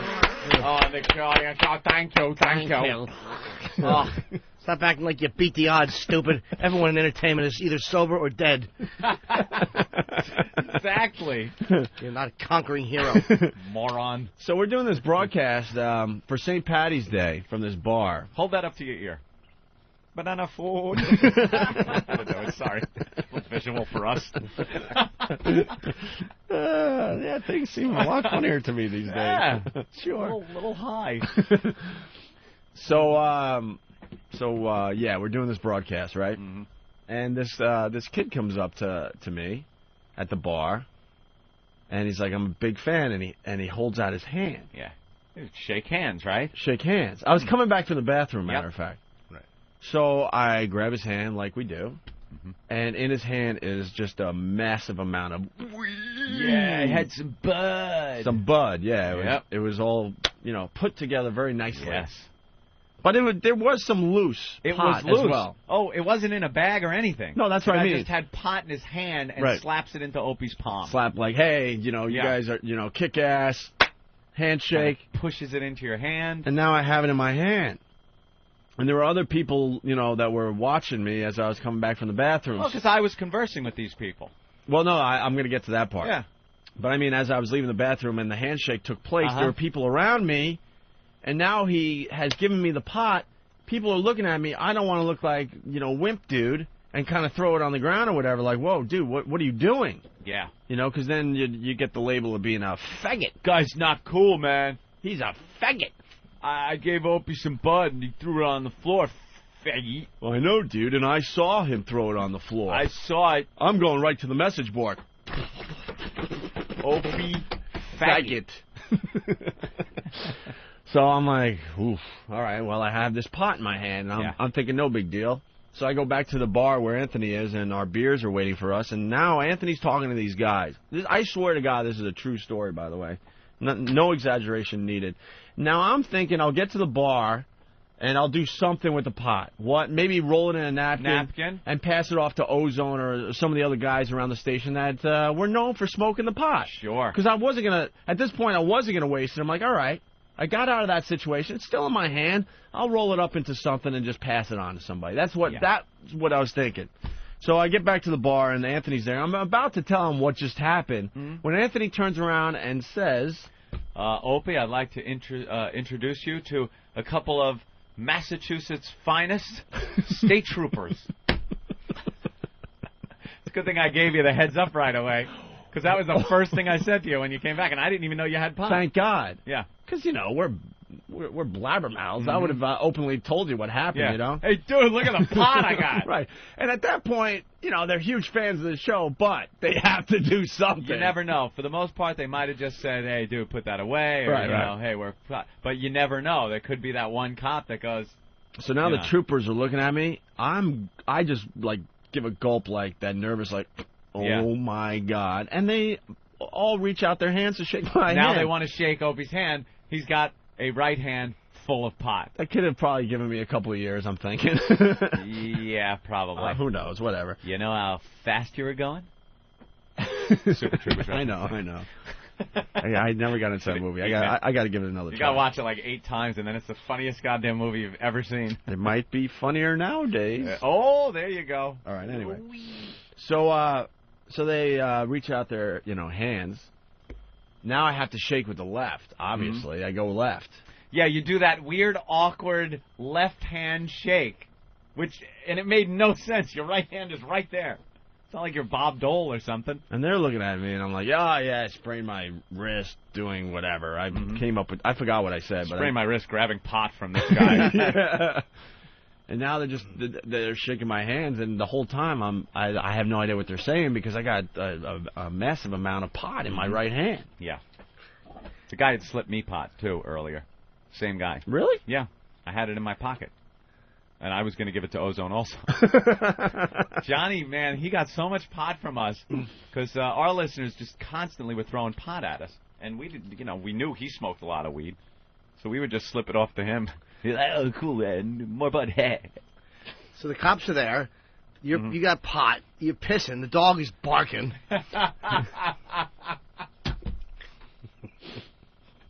That's great. Very good. Love that movie. Let's go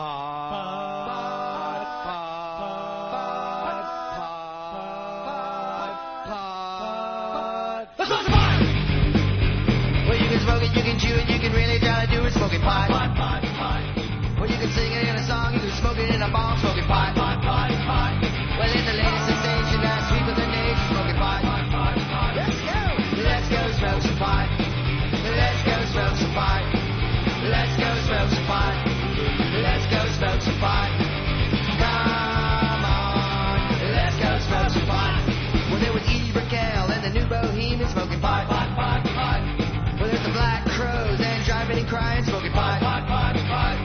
There's spin doctors and blues travelers smoking pot. Let's go. Let's go smoke some pot. Let's go smoke some pot. Let's go smoke some pot. Let's go smoke some pot. Come on. Let's go smoke some pot. Let's go.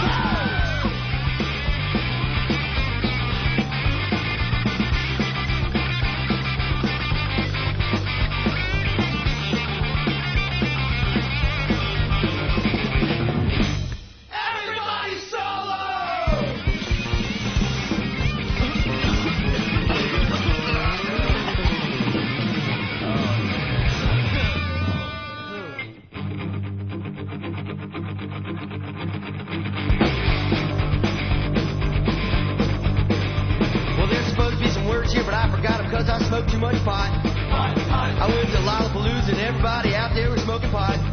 I saw Blind Melon and the Red Hot Chili Peppers and Pearl Jam and Widespread Panic. Let's go smoke some pot! Let's go smoke some pot! Let's go smoke some pot! Let's go smoke some pot! Come on, let's go smoke some pot! Let's go!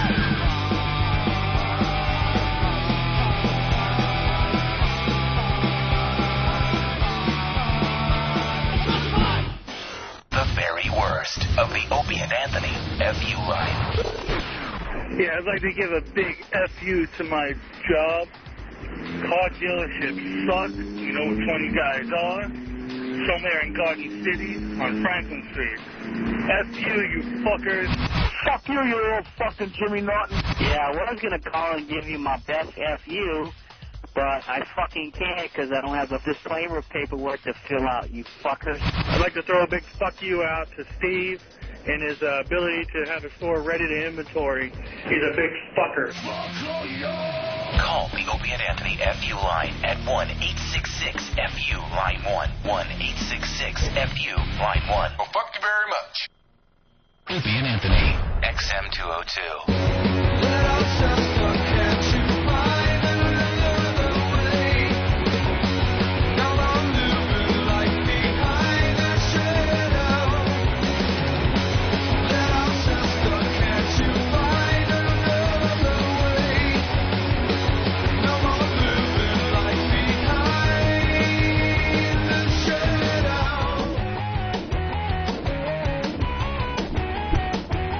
We're having a lot of fun today.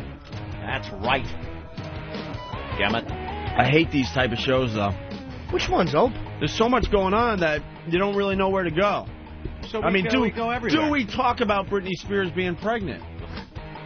Britney. It's on the front page of the Post. It's got to be important today. Well, her belly, they're showing the belly now. Mm-hmm. Front page of the Post has her, where is that, at the beach? Yeah. And she's kind of got her arms up in the air. Her hair is blowing. She's wearing like a bikini top and little shorts. And her belly is very pregnant. Yeah. Find that hot, Opie? 'Cause I know you got something on the pregnant chicks. She needs to be more pregnant. More pregnant. Well. Yeah, the boobs have to swell up a little bit more. And the belly has to get a little bigger. They were saying all the little hints that they've had over the past after the second trimester? Yeah. Yeah. That's when it's hot. Oh. All right, we talked about Britney Spears. All right, where good. You can, when you're banging her, you could poke the fetus's head like Mars. The only thing I like about a pregnant girl is that she could possibly put your mouth by her nipple and hold your head and make you suckle. Really? And make you feel like a little infant? I'm not an adult baby. I just think that there would be something hot about... That fetish is just beyond any realm of reality. We had Yes, we did. We had an adult baby on the old show. And a dominatrix. A Spike. Yeah. Spike did some great stuff for the radio show back in the day, and we had a falling out, unfortunately. I don't even know what it was about, but she did some great stuff for us. And Spike was a she? Yeah, Spike was very cool. A dom? Yeah. She brought in all sorts of freaks for us, and I remember negotiating with Spike beforehand, going, "Look, this is a very serious thing. I'm going to bring in an adult a baby, but you guys, you got to kind of handle yourselves and maybe have a sort of quote a normal interview, meaning trying to get into the lifestyle and why people would do this, right?" Yeah. And we're like, and for once we're like, you know what? Because the guy at the time is like, he just won't do it if he knows you guys are going to goof on him, right? Right. And so Anthony and I sacrificed. We're like, yeah, sure, we'll play it, cool or as cool as we can. So she comes in with the dude.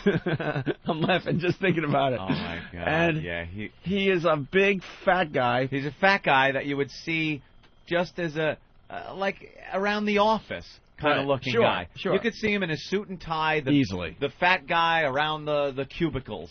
Didn't he come in at, you know what? He came in a suit. He did come in with a suit and then went to change. Because I think he wanted to, he came in.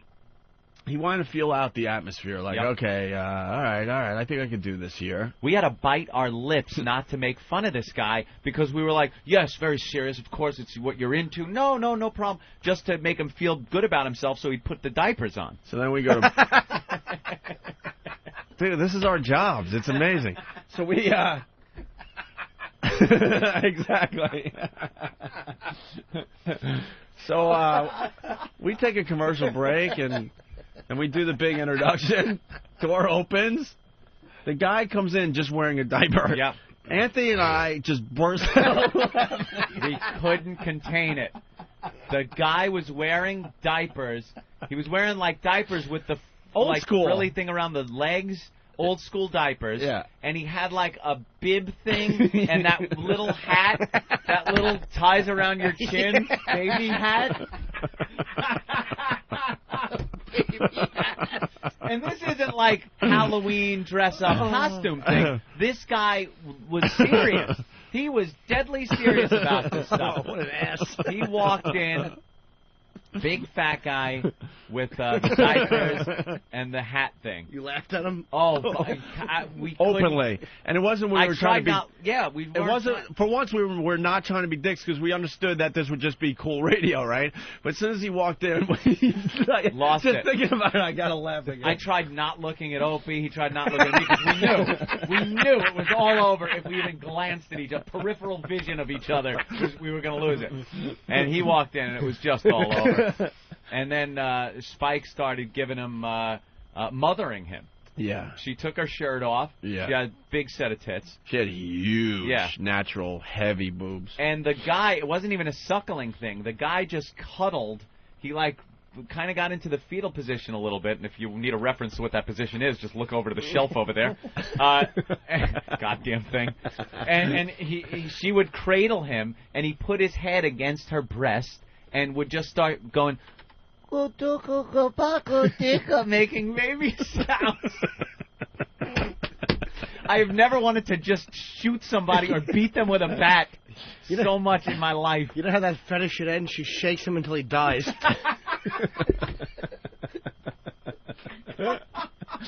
It was horrific. Yeah, looking at it was just our jaws dropped. We couldn't believe what we were seeing. Why don't we? Can we please get a dom in here to do some of that stuff? Wouldn't that be fantastic? That's not hardcore sex at all. It's not at all, really. Just the hardest part is finding a guy that's into this. You can't get a guy that goes, dude, I'll do it.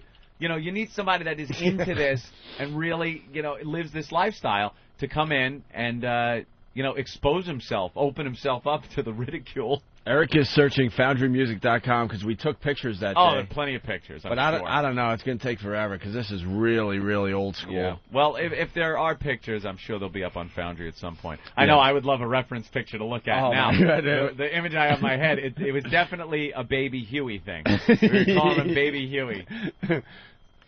Nah, that's... what is that, Jimmy's head on a baby body? Yeah. Very confusing. I used to have this thing with this girl we would If talk. anyone has the picture, you got to send it in immediately. Yeah. How could they do that? Through instant feedback? Send a link or something? They could send a link through instant feedback. Yeah, let's try. Because, if we find the picture, Jimmy will lose it for 5 straight minutes. That's a good one. There's something sexy about, I'm not an adult baby, but I remember I wanted this one girl, I wanted her to suck her, nipples while she was knocked up. And then we used to talk about it. I was going to lay there on the couch, and she was just going to jack me. You? Yeah. Yeah, just like a good mommy would. You sicko.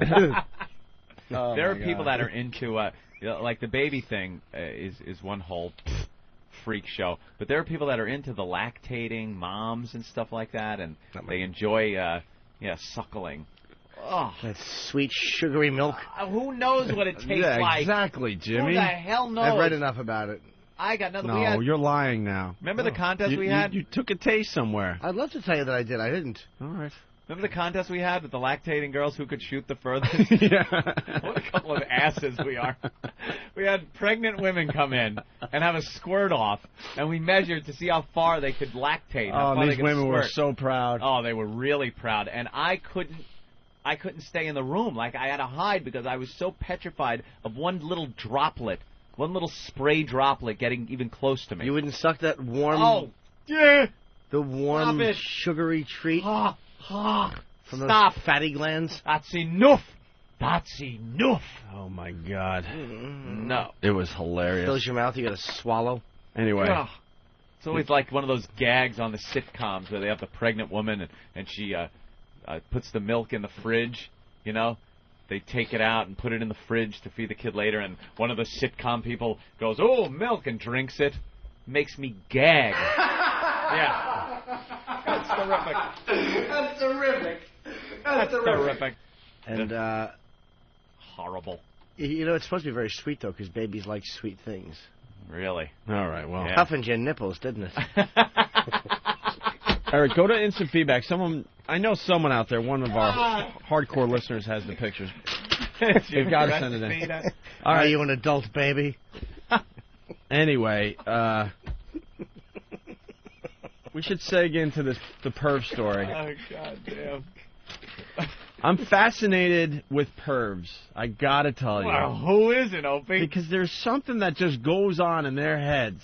Look, it's nothing different than what goes on in most normal people's heads. These perverts, these freaks. You read about them all the time. The dentist that fills up the woman. The dentist story we had about a month ago. Oh, my God. The doctor that just, is examining a woman. And he's, not even a guy that should be given breast exams, but, he's grabbing her boobs. He's grabbing crotch. He's getting her naked. He's the dentist puts the woman under anesthesia, and she wakes up and she's a little askew. She's feeling dirty for some reason. Her clothes are a little off. Because because when you violate a woman when she's under laughing gas, you expert. No, you still have to put her back together. You got to put her clothes back on. You just don't do it quite right. Do you know something? I don't think a lot of guys know. Women adjust themselves in bras, and they know where their boobs are in those bras at all times. You ever sleep maybe in your underwear and you wake up and maybe you were rolling around and your underwear is twisted around sideways? Could you imagine like waking up in the dentist chair and all of a sudden your underwear are like that? You would know there was some shenanigans going on, Do you call it shenanigans? A little hanky-panky perhaps? But you would know something happened. I'm sure women wake up and go, my boobs just don't feel right in the bra. Like the nipple isn't pulled up enough. They're a little bent in there or something, But they smell like the dried saliva smell you get when you lick something. You know that awful smell of dried saliva on skin? But the fascination I have with these people, like the dentist story, all of a sudden everything is normal. Everything's fine. The teeth cleaning is going on and what have you. He's a dentist. He's the dentist doing an examination, and all of a sudden a switch goes off in his head, and he just loses his mind for a few seconds, and then his whole career is fucked. Just gone. Gone in a flash. Because the switch just goes off in his head. Well, like any normal person, you walk the streets, you're at your job, just like the dentist or something. You look at an attractive woman and go, wow, I would love to see those breasts. Or, whoa, what a great ass on that girl. I wonder what it looks like if her pants are pulled down, a thong or something. Most people just think that. This guy is thinking that. She's laying in the chair maybe. He's looking, and then he's like, yeah, well, all right, she needs a filling. I think this bicuspid's a little... I gotta feel those tits! I gotta feel the tits! And then he does. Little, hope I gave her enough Novocaine. Yeah, I'm seeing a little darkness on that back molar. I got snatch. I'm going to squeeze her snatch. I gotta feel this snatch. They just lose their minds. You women don't even know what you do to guys. And these pervs that's what happens. And we have the latest guy. Yeah, an old-timer. An old-timer. Oldie-timer. Well, they're seeing women passed out, too, all the time, which has got to be hard Right. to be... You're a doctor, and they're just laying there with their legs open and a little... How do you not touch? The women... Is that a pervert, I'm saying? I don't know. They're laying Look. in that dentist chair. They got the little thing. Maybe the gas is going in. Their mouth is open a little bit. Cleavage, perhaps. You're seeing a little bit. You're working on the mouth. You know, the mouth is very sensuous. It's very sexy. And you're working on that mouth. Not when you're digging plaque out of it, it's not. Well, you know, I'm not talking about a plaque-ridden mouth. Perhaps it's just maybe the girl needs her braces taken off. Jesus. or maybe the tooth fairy came. All right, Jesus, Jimmy. You know, and the breasts are right there, so you're working, and, you know, okay, let's look at this. I'm like, I'll check the x-ray, because I think I saw a spot on that. I gotta feel up these tits! God damn it, what nice tits! But you that's know, what I'm getting at. Thank you. You just lose your mind. Thank you for helping me out, because, yeah, the switch just goes off in the head. Click! You know? Yeah. It's not on a dimmer. No. We all have dimmers, like you think it, but you're able to, you know, before you get that dimmer all the way up and you're going to do something crazy, you bring it back down. Enough time goes by while the dimmer's going up for you to realize, oh, my God, I'm going to jeopardize my job. Right. You're in the dentist. You're working on her tooth. Maybe you're taking that sharp little pick thing and you're picking at something, and then you look and go, God, this girl's got an attractive set of tits on her down there. But, all right, I'll scrape here, I'll do that. You know, you think that the dimmer went up a little, but you realize, I better slide this down. What a nice body on this girl. My God, I wonder if she's single or married. Right. All right, I'll check this molar. But anyway, back all right, back to my job. Okay. Let me get the x-rays. Yeah. You know, it's not, you know, I'll go and, you know, I believe if we take another x-ray of this. Holy shit, tits! I'm grabbing them!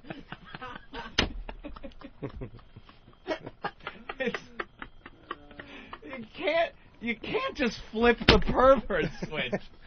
These guys in that second just completely jeopardize their job is gone. You gotta have some kind of gray area that common sense can delve into and maybe talk you down. Don't do that. This can be the biggest laugh I've had on the show. Oh my God, it's the biggest laugh. Nice skin. Oh my God, I think her button was open on top of her. I could see down her. Better not look. I'm professional. All right, this is the dimmer, right? This is the guy. That we all have. Talks it down. Okay. You're able to common sense talk yourself down. As opposed to, you know, she does have a little plaque on there. I glance down, make sure this equipment is. My God, these nipples! I have to suck them. I gotta suck her tits. Ding. Job over. Career over. In jail. Worked your whole life to get the nice, cushy dentist job. Yeah. And that stupid... all your years and years of school. You're in class, you're studying, you're in your dorm, you're taking tests, you go through college, now you got to go through medical school, you go through dental school, years and years and that's years. why most of the guys never do it, because they start thinking about all that stuff. Like, oh my God, know how long it took me to get to this point? If I was of course I can't squeeze these tits. Yeah, you go. If I was insane, I would just grab this girl's tits. But gee, you think back, have that quick flashback to you studying in school, endless nights of cramming for exams, and you think, I'm not going to give this up just to grab those. Of course they're attractive, but could you give me the X-ray of this lovely young lady here? You know, you gotta flip that, turn that dimmer back down. But is it being a pervert, though, if all those years, how many of us would be strong enough to not... I'm sure that the dimmer gets switched a little higher each time. Like, maybe one time... You think? You lie to yourself, like, as you're grabbing for something, you allow your hand to brush her breast. Oh. And that's all you do. And you tell yourself you didn't mean it, but every time it becomes a little bit more and teeny bit more. The dimmer might move slowly over the years. Do you think maybe some of these guys do that? One time you have a half of hard on, you push it against her hand while she's out. Real quick, and that's it. No. I think common sense and any normal dentist, 99% of dentists surveyed, they wouldn't do anything even remotely close. You're probably right, but hey, look, passed out girl, man, with you know. Yeah. It's gotta be hard. Well, anyway, we have another perv that was busted. Pervert. Now look, you know, these perverts, these older perverts, I understand the seriousness of all this stuff. Yeah. Trust me. But, I mean, I also see the silliness of it as well. I love how this guy screamed out when he got arrested, too. Oh, I didn't read that part. He put up a little fight, and he gets arrested and screams out, "You're going to ruin my life!" He knew it. Hey, at least he knew it was coming. He knew. He was addicted to being a perv, I guess. Yep. So it's this guy who's on one of the subways here in New York City, and the article reads, "Sleazy Geezer. Cops lead William, whatever, 72 from the Union Square subway precinct yesterday after an undercover officer spotted him allegedly pushing against schoolgirls on a train." Oh, yeah. Not cool, obviously, but the whole switch thing in the head, that's what I find silly, you know? Yeah. He's probably sitting on the subway, and all is good with the world. Maybe it's crowded. They're all standing up, and these schoolgirls come in, and they're wearing skirts. They're in their little schoolgirl uniforms and looking kind of hot. And he's just standing there. And normal people, I know myself, if I was in there, I would take a look, probably even out of the corner of my eye so as not to look like a gawking pervert. You know, maybe I'm looking at the billboards that are up in the train. Or I'm looking out the window. Hey, what station are we going to? But meanwhile, I'm just kind of looking going, my God, that girl's got some set of pins peeking out of her skirt. Or, ooh, she has her shirt unbuttoned a little low for a little schoolgirl, doesn't she? For an 8th grader or whatever these girls were on the train. Right, 6th graders. 6th graders. It's No, like, are they? Oh, and then you're thinking these crazy things, going, thank God no one else could read my mind. Right, yeah. Whew. Thank God there's no mind Just readers between here. me and my subconscious. Yeah, just standing here. Like, and wow, I'll that's some leave the crazy train. thoughts I just had. Woo! Thank Yeah. God my stop is next. But you get an old geezer pervert. Dude, He's got to stand there. I really got to start reading these articles before we go on the air, because there's a lot of funny things. Oh, in I this know. one. Yeah, I kind of read through that one. So the guy, he's on the 6 train, and all of a sudden he decided he needed to stand extremely close to a group of girls. Yeah. From the nearby middle school. Look, I know it's, whatever, but I'm just thinking this in my head. Oh yeah, this is a good one. Mm-hmm. Risky business, right? Love on a train. Anyway, Tangerine Dream, by the way. Thank you. Oh, was that it? Yes. Yeah. So all of a sudden the switch goes off in his head, and he has to stand extremely close to the girls. He just loses his mind in that split second. And then one of the officers is quoted here saying there was more than enough room for him to stand away from them.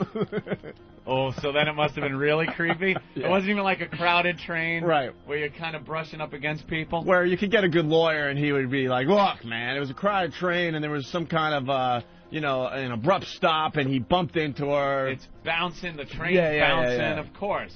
No lawyer's taking this case. It was him and 3 girls on one car, on probably. A train car, and he's right next to him. Yeah. All creepy. There was more than enough room for him to stand away from them, but he started pushing up against them, bumping and grinding.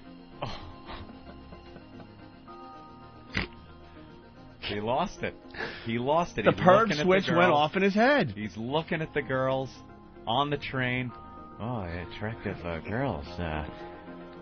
And then he had to just cock on the leg. Right. I gotta put my cock on her leg. You know, it's old Can't man. contain himself. Old man crotch just like this, pushing forward. Oh. That old man scent coming off his skin. Oh. And by the way, this is why these guys should be executed. He was arrested in 1989 for molesting 8 11-year-olds. 8 11-year-olds. So the switch didn't just go off. His switch has been on. He probably just has to dim it down so he doesn't get arrested all the time. This guy's a predator. 8 11-year-olds. Yeah. Jesus. Yeah, I mean, it's awful. I don't even know why he's... Where do you get access to these youngsters? allowed to be on the subway. But as the train approached 77th Street... You can't ban someone from the subway. No, he's... That was an old man thing to say. No, I know. Why is he allowed on the train? That's Jimmy shakes his fist, yeah. All right, you're right. Why, you kids? They ought to ban him from the subway. I'm thinking maybe he should have done jail time so then he wouldn't be on the subway. That's what I meant to say. Along with the colored. Have you been on a subway lately? No. Guess who the minority is? Whitey. Really? Oh, my God. Yeah. As the train approached 77th Street and the girls prepared to exit, this guy grabbed at least one of the girls between her legs. He just couldn't. He just lost his effing mind. Knowing that he would be in deep trouble, especially with this 1989 thing that he has. Sometimes you just got to grab it. Probably saw a nice puffy one, right? Whoa. Right, Jimmy? Yeah. Well, not someone that young would gross. That would do nothing for me. And he had to. But a puffy one on an adult. And then, of Listen course. to you. Thou protestest too much. Huh? You're kind of like, well, yeah, on an older one, I would. Well, only because you're using me as a reference point, and I know I'm such a scumbag. I had to clarify that. I don't want. You know what? I wasn't even talking about the age of the girl. I was just talking about it's a nice one, and you got to grab it. But no, not a young one, though. I have to be careful because when I'm being used as a reference point, I kind of have to put the asterisk there. Like I don't go for that. But only the of age women. That's right. Yeah. I check ID before I grab a twat and kick her. Yeah. Well, but the perv was probably just sitting there, and all of a sudden just gets up and just starts slowly making his way over to the girls, and then the switch goes on. And then grab that snatch! Gotta grab a snatch! Do you think he pinched it the way your uncle holds your face? Like when he put his thumb on one cheek and his other Come here, booby. Come here, booby. You just grab it like that? Did she go, ooh? Little air probably came out. Oh, God. They talked to a few of the girls in that article, and I know one of them said that, and she was an 8th grader, and said that a lot of times they're on the train, and guys are always touching them, and she has to turn around many times and say, excuse me, watch your hands, or take your hands off me. I mean, at this point, I don't want to be a buzzkill for everybody out there, but they really need to get rid of the Catholic schoolgirl skirts. Well, slow down now, Opie. Yeah. Don't. I know the school administrators think it's a good idea to have a uniform, but who does think that's a great idea? I mean, look, I love seeing it like the next guy, but who is in charge and thinking this through? And here's what the girls are doing too. Because I lived in Brooklyn, and there's plenty of these Catholic school where girls they're tying up dude, because they still want to look hot for right. you know. They take the white shirt for potential boyfriends that are their age. Go ahead, sir. Untuck it from the skirt. They unbutton the first few buttons down at the bottom of the shirt and tie it in a knot. So now it's a belly shirt. Their whole midriff is exposed. Then they take the skirt and roll it up at the waistband so it gets shorter, shorter, shorter. So now they got this rolled skirt around their waist, and then they pull them down so their thong is showing out the back. The shirt is tied up to the bottom of their tits, and their skirts are now mini skirts. They're really short. And they walk around like this. And it's a Catholic school little outfit. It's ridiculous. You gotta have an outfit that's not sexy for school for kids, for teenage girls, man. But somewhere this started. Someone said this is a good idea. Well, most of them were a lot longer in the olden days. They were long skirts. Somehow they pushed it up. Who was the administrator that said, we need to make these shorter? And how did he get that through? You know? Someone had to make them shorter. And then Britney Spears makes that video, that one of the first ones she did, where she made it beyond cool to have the Catholic schoolgirl skirt on, and she in the video was tying it, tying the shirt in a knot. That's what they do. And a lot of that Japanime porn. You ever see some of that stuff? Oh my God! It's all Catholic little young schoolgirls in those outfits getting banged by these big older Asian cartoon characters. I just hate Japanimation. Yeah! They just sit there and yell, scream as these big, large, glowing cocks are going into them, and they pull out and it's all over them. Oh yeah! It's strangely erotic. Strangely erotic. All right. So there you go. That's the latest on the perv thing. But the perv switch, that's one of the funniest things I've heard on this new show, bro. You just gotta... You can't control yourself. Please try to control yourself. I remember one time, I didn't do anything like this, but I was giving a woman a ride. And we decided to pull over. And she wanted me to buy her beer. I said, okay. I was probably 19 at the time. How old was she? In her 30s. Older. She wanted you to buy her beer? Like, she didn't have any money. Oh, okay. I might have been 22. Oh, yeah, no. It was monetary. Okay. Oh, boy, I'm glad I cleared that up. Yeah, I know. I want to buy a beer. What? And she's married or whatever she's telling me. So we pull over to talk, and I'm trying to get her to fool around with me, and I got a rod, and she's just she won't do anything. She's like, no, I can't. I got a boyfriend. But then she rubs the front of my pants real quick, and she goes, oh, like she was tempted, and the lust that ran through me. I definitely understood at that moment how someone could just attack a girl. I were ready to just... Dude, it was the purest lust I've ever felt because from her it was real. So I dropped her off. I got her the beer. I'm not a creep, so I dropped her off, and I'm driving, and I'm so turned on, I start jacking off while I'm driving. And I'm driving down. It was in North Brunswick.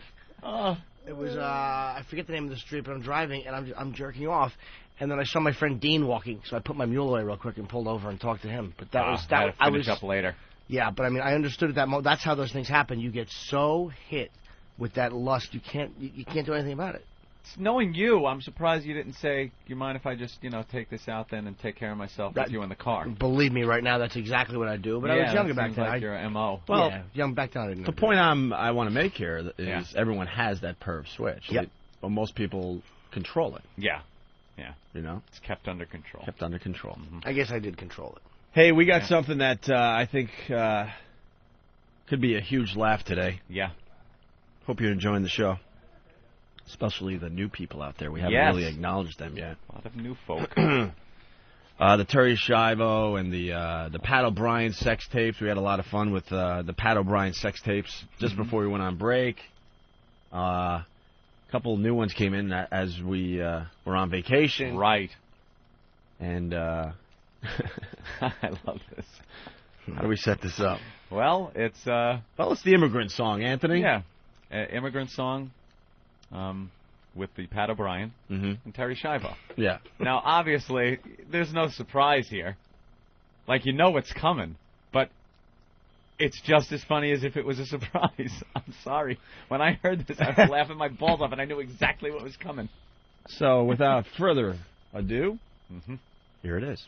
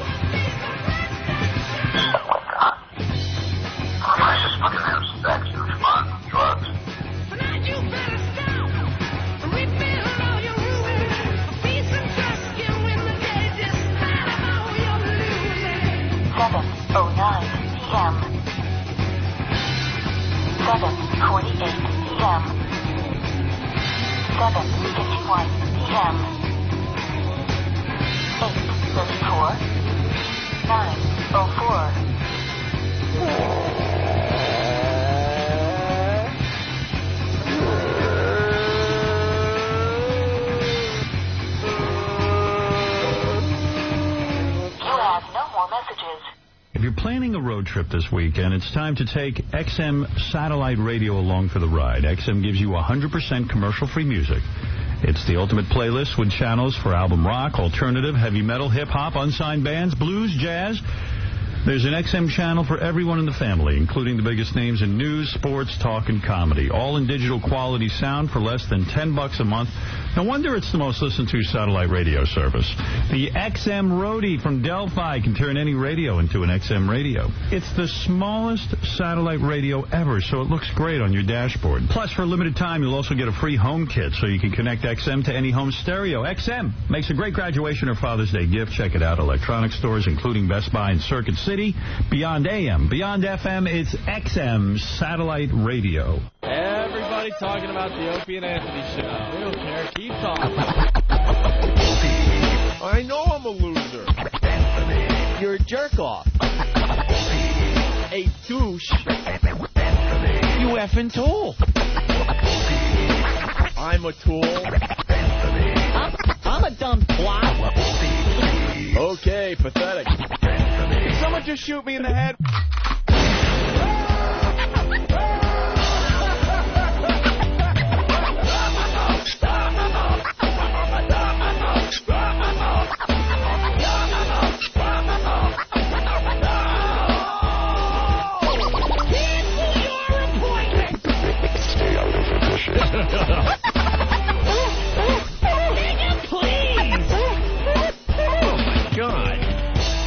Back to you, Opie.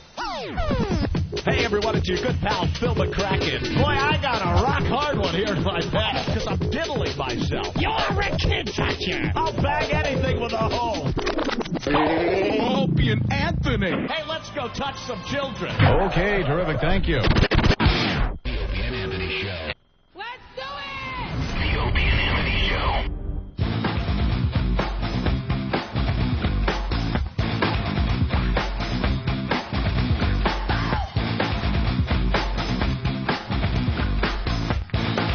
All right. Tracy Morgan, by the way, will be here today. Yeah. Should have been promoting that all morning, but we stink at promoting stuff. Where's Elo? We got to thank him again. What the hell's going on with this company all of a sudden? I know. Good things are happening. Is your mic on? I love it. I hope so. Oh, okay. Elo is in New York. Stops by the New York facility from time to time. Only when big things are going down. That's what we think. Yep. And, I heard you guys went to a dinner. Yeah, we went to dinner last night. I thank you for not phoning me. It was hilarious because he calls me. He's like, well, I'm in New York. And he's a lot of fun to do dinner with. He's not a bore like most of these executives and stuff. But the last time we did dinner with Elo, if you're an older listener, Anthony lost his mind because it took him like 2 hours to come back into the city from Long Island. Yeah. The trip that we talk about from time to time that only takes about 20 minutes. It's very time sensitive, the trip. It could take 20 minutes. It could take 2 hours. Right. Same trip, 2 hours. And that's how long it took me to get from home back into the city the last time we had dinner. 2 hours. 2 hours. Because it's during the heat of rush hour to come back in and have dinner. And I said, I appreciate it. Thank you, Elo. But never, ever again will I come in and go to dinner. So I appreciate the fact that you didn't call. No, it wasn't even a call. I did bring it up several times at dinner, and I discussed how odd it felt not having you there. That's fine. Feel odd away. Dude, you have a really good radio voice, by the way. Thank you. Did you ever do radio? Yeah, I did mornings and I was a horrible disc jockey, though. Exactly right. I had the inappropriate bell. I had the horn. I was. The Elo show. I grew up, really idolizing, the real Don Steele and the whole Boss Jock and the Bill Lee thing. Bill. So did I. I mean, that to me, the whole Boss. I didn't get into the East Coast vibe as much, like the Cousin Brucey stuff. I got into the West Coast vibe with KHJ and KFRC and stuff. I didn't know there was an East Coast, West Coast. There was. See, you should go to realradio.com and into Charlie Tuna. Charlie Tuna. He was West Coast. He was Charlie West Coast. Tuna. Yeah. Yes. How long has Cousin Brucey done that echo? What's that? How long has he done that echo? Is that like a the long reverb? Thing? Yeah. Yeah, forever. I think it's actually he's got it implanted in his voice now. Hello, love, Ron Lundy. He's got a reverb box on his phone at his house when you call him. Just so it has that sound that everyone knows. Well, I missed you last night, and I ate a nice big char of meat for you. Well, nice. It was great because he called me up. He's like, "You want to do dinner? Might as well. We're in town. We can talk some things over." He goes, "You can call Aunt," and I went, "Ha ha ha ha! Silly Elo. Let's just stop right there." Don't you recall last time? I do remember vividly. And I wasn't even going to give you the call to tell you I was going to dinner with Elo. No. I just knew the answer, and I'm like, why bother? Why waste time? If I'm staying in town, I would be honored to go out to dinner. Well, I was here yesterday. I saw how your day started, so I figured you were just looking forward to getting home. Oh, and that was pretty much it. And my trip home, I got home, and then I had to deal with the Escalade. Oh, yeah. I had to deal with that. Have the service center come over. First, it was kind of something that seems very simple. It's very confusing to some people. We're talking about the dead battery, right? Yeah. My Escalade, for some reason, when it sat for more than a couple of days, go out, turn the key, nothing. Not a click. I mean, total dead. Total dead. Completely dead battery. So that's what happened. I have to call the proper people to send over the service, because I got, the OnStar. You just hit the button, and they come and get you. Ooh. Yeah, service, everything. The problem is, OnStar needs electricity. I was going to say, how does that work with a dead battery? Complete dead battery. Well, I have a second vehicle that has OnStar. So that's in the driveway. So I go into that vehicle, I hit the OnStar thing, and now I'm trying to convey this very complicated situation that I'm not in the car that needs service. That car is 5 feet away from this one. The car I'm in is fine and does not need service. The other one that is 5 feet away from me is the one that needs service. They could not quite grasp that whole thing. They're asking if I'm okay, if I need a lift. I go, no, I'm in my driveway. I'm home. I'm okay. All right. Well, your car needs service. Yeah, but not this one. Oh. Well, no, we only send the service ones for the ones with the OnStar contract. No, it has the OnStar contract. It's the other. I'm looking at it. So that took quite a while to kind of get them up to speed on that. I had to give phone numbers and code names and numbers. So there's little commercials where you hear the people calling in. I don't know if yours is going to be... Oh, they should play that one. It's 5 feet away, you idiot! An actual OnStar report. Exactly, right. Come on, you dope! Could you give me the license plate of the vehicle? Yes, I'm reading it! It's right in front of me! Help me! Yeah, so they did the jump, and then I drove it to the service center. And then to try to get an answer out of how long it's going to take, I asked the guy straight out, I go, any time frame on this? Well, it's the battery and the electrical system. Yeah? He really, that should have, he looked at me like that should have satisfied me as to how long this should take. It's the battery and the electrical system. Oh, well then, okay. Then I'll see you at 1/4 the fuel gauge running low. Well, good. I feel better now knowing I didn't call you now. Yeah, So. well, yes. And again, thank you. I was very busy. They give you a rental car? 'Cause it's a brand new truck. No, they didn't give me a rental car. I didn't ask for one because I had my other vehicle. So I'm waiting, and it should be ready by today, and hopefully everything. Well. And I must say, I have had no other problems with this. This was one problem in 6 months. You don't want a 6-month-old vehicle to have any problems. Yeah. I must say, my Mountaineer, I didn't have a problem. My Nissan Pathfinder, I didn't have a problem. I love the GM products. Don't get me wrong. I love mine. I love the fact that my XM satellite radio is built right in there, and it's beautiful. The interface is fantastic. I love the navigation system on the Escalade. And when the one gets fixed in the SRX, I will love that too, because there seems to be a little problem with my navigation system in my SRX. Is GM giving a discount to people who work for XM? You know, like a little wink, wink hookup, you know, and maybe we, not that it would be payola, of course, but maybe we chit-chat about the product on the air a lot. You should give me a call, Jimmy. Maybe I can hook you up. I kind of would like that, because the old Saturn is good, but, you know. That thing's falling apart. It's got 30,000 city miles on it. Which is a lot of miles. 30,000? That's like 300,000 normal miles. Yeah. It's a lot of city miles. So we have Elo. Hooker miles. Yeah, 30,000 city miles. 3 blocks, it's covered. Why have you had your passenger window motor replaced 3 times?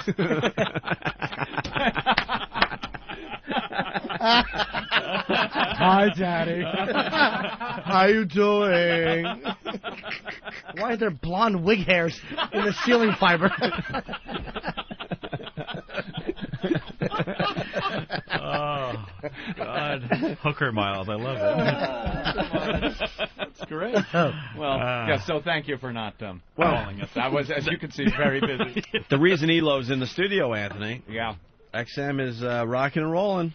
Rocking and rolling. Oh, yeah. He handed us some ads. Holy S. I know. Look at this. My God, man. You want to USA explain this, Elo? Today. What's that? Well, I was going to say, you want to explain this, Elo? It's very obvious here. It's full-page ads in USA Today and a paper we don't read, the New York Times. My God.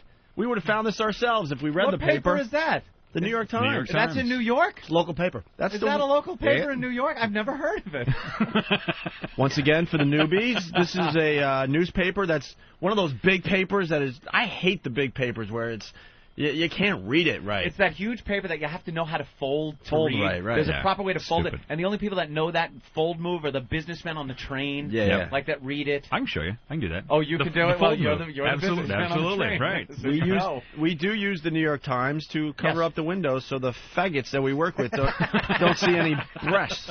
Yeah, Paris thought they see a beautiful young woman. Well, that's what I don't get. Because, this came down from Washington. Hey, any nudity in the studio, you got to, cover up all the windows. And I'm thinking, but hostile work environment. But it's all guys here. There's not one woman. Why can't a guy be offended by a beautiful young that's woman? what I'm starting. Good point, Ant. That's what, see? That's what I'm learning. That qualifies as hostile, Ant. That's right. That's what I'm learning. So we read the New York Post, the Daily News, the Weekly World News, and the New York Times is reserved to tape up over the windows. Yes. But now you can tape up your ad, your full-page ad. True, You can tape up your full-page It's a ad. full-page ad for XM. National USA Today. It's also in the Washington Post and quite a few other papers, LA Times. It's very impressive. That's great. It's got our picture up there, along with, who else is in there? Bob Edwards, Snoop Dogg, and Cal Ripken Jr. Mm-hmm. Good representation of what XM is doing these days. It's all about variety. That's right. It's all about variety. So I'll tell you, the who really deserves credit for developing this ad is Hugh Pinero. This was his idea. Ooh, the his CEO, baby. This is his baby. Hugh said we should do this ad, and he did it. He built it himself. Whose baby is that?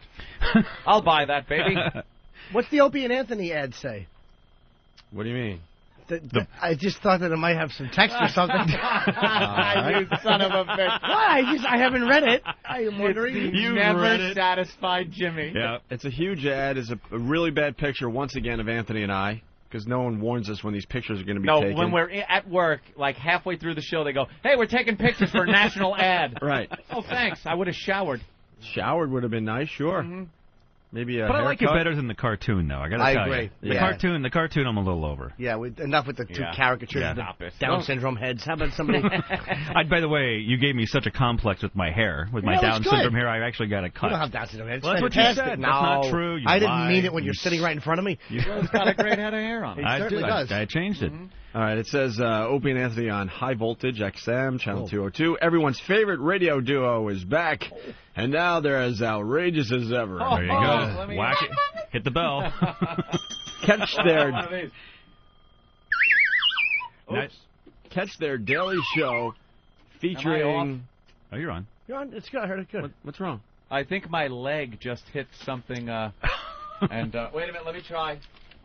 Oh, can you fix your own problem for once? Yeah, I think I did it. Oh, very good. That's a great place for my headphone volume, too, is right by can't my hear you. leg. I got to tell you what, this is the first time I've seen this, though. I mean, you said something's not working, and we just had, it was like I was like Elion in a closet, and you got stormed from, somewhere in Miami. People were rushing in here. People rushed over to This is fix very it. impressive. And it was nothing that complicated. My leg hit the volume knob, which is right next to my kneecap. Yeah, this maybe should be moved in the future. I'm impressed. That's okay. I'm impressed. And that's pretty much all it says. I think I didn't like the fact that my good friend Ope is reading something and everybody's interrupting him. There's really not. There's really not much else in this, so we can move on. The point is more to come. Just want to make sure you guys saw it. That's not the point. The point is that this is a fine ad, and I commend XM for putting it together. No. You lie. You're a liar. I like this ad. No. All right. No, here's the real issue. The real issue is there's two things missing out of that ad. What? In your opinion? The first letter starts with Jim. Oh. And the last letter starts with Norton. Right. No, not at all, actually. Okay. You know what? All We definitely should start including Jimmy I in totally some agree. of these things. I agree. I'm not sure how, but I also think our pictures, we should have pictures taken with the three of us, so that when we sign stuff, it's not Jimmy signing over our faces, and at least we can retaliate a little bit. Yeah, sign over his. I actually don't mind the picture not being. What did the ad say? It was a very good one. I'm not complaining. I know. I'm very happy with it. All right, everyone's favorite radio duo is back, and now they're as outrageous as ever. Catch their daily show featuring some hack comic and special guests from the world of entertainment and sports only on XM. Well, everyone knows who that is. There you go. Which boss? I was very happy, so whoever wrote that. Catch their daily show featuring Jim Norton. There you go. There you go. And I was You're finally being included. I was. I don't need to be in the picture. I don't actually mind signing the soundboard. You guys are the franchise. I got no problem. Yeah, that's pretty much it. Yeah, it's fine. Sign the soundboard. Or to really annoy people, I'll sign right over Ant's face and right over Ope's face. Yeah, that's what he does. That's what he did for most of the pictures we signed in Boston. All right, I got my tie on today. I'm off doing more things. And really fast, want to show you this. Another assault on the media happened. Where was that? That was ESPN. ESPN 2 outside Fenway as Yankee fans and Sox fans were going into the park for the big game. And I didn't notice this. There's two guys with wow stickers. Right. That got on TV for us last night. Right. This is up on FoundryMusic.com. We got to get the well. big. I took some of the trucker stickers home that you guys have here. The big giant, the big wows, mofo yep. ones. So like those. Yeah, those are great. We got to get those out. Those are fantastic. Not that you'd want to put them on your own car, of course, but if they wind up on someone else's car or some other piece of public transportation. I certainly would giggle. You know, it is great. They are about the size of some of the ads you see on the sides or the backs of buses, city buses. You can just cover them up. up. So when you slap them on the back of a city bus, you're pretty much getting free advertising. And it looks like it was meant to be there. Sure. Sure. Yeah, I like that idea. And you're making your pals happy. Mm-hmm. Let's say hi to Dragon Wagon. Yeah, guys, you totally. What? What? You broke up. We what can't was hear that, you. sir? Totally offended me today. We totally. I was over the road truck driver, and this nudity thing that you all are talking about is ridiculous. What are you talking about? The what thing, sir? Could you take an antihistamine before you call next time? Clog-nosed idiot. You guys are disgusting. I mean, I turned it on. I'm calling XM and complaining about this channel. There's all of this to it. Really? Yes. What don't you like about the channel? Well, you guys are hacks. You want to be Howard Stern. I mean, it's indecent. It's immoral what you're talking about. You know what you should do, sir? Right after you call XM, you should drink a fifth of Old Grandad and then drunk drive into a schoolyard. No one cares about you, or if you're offended, block the channel, stupid. It's an XL channel. You can block it. That's why XM has that. You need to F you. That's what you need to do, okay? I'm hanging up. Good. Hang up, cancel XM, and drop dead. Let's not go that far. All right, don't cancel. don't cancel XM. Go to listen to XM Kids or something. Yeah, Yeah, exactly. Maybe that's the wrong thing to say in front of Eric Logan. And this guy now he's listening to himself. He'll be listening. Listen, I'm going to Sirius Radio. Good. Go to Sirius Radio. There's a fucking dog for the thing. They stink. You're gonna have to drive a truck to have Sirius. Throw it in the back of the truck. You fucking hick. Die. See, get in front of me and I can run you over. Why don't you fucking blow your nose before you call a national radio show, you crank-doing jerk-off? Now he's listening to himself. Of course he is. He'll be listening. Of course he will. He'll be listening. He'll call tomorrow. And he doesn't even have the balls to say "fuck you." We're uncensored, pal. You can say "fuck you." I don't believe in that. You don't believe in that? You're a liar and you're a failure. No, I'm not a failure. Yes, you are. I'm an over-the-road truck driver. Why don't you have your fucking sinuses fixed? I'm an over-the-road truck driver. Yeah, all truck drivers are over the road, stupid. They don't go through lawns and pools. You redundant shithead. I didn't hear you, sir. I'm doing drugs and surviving an incest experience.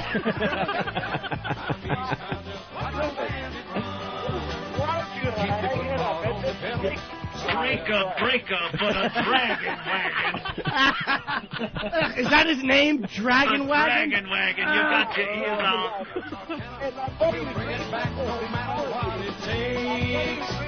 Yeah. I'm sorry, you sounded like you had more brains on the radio.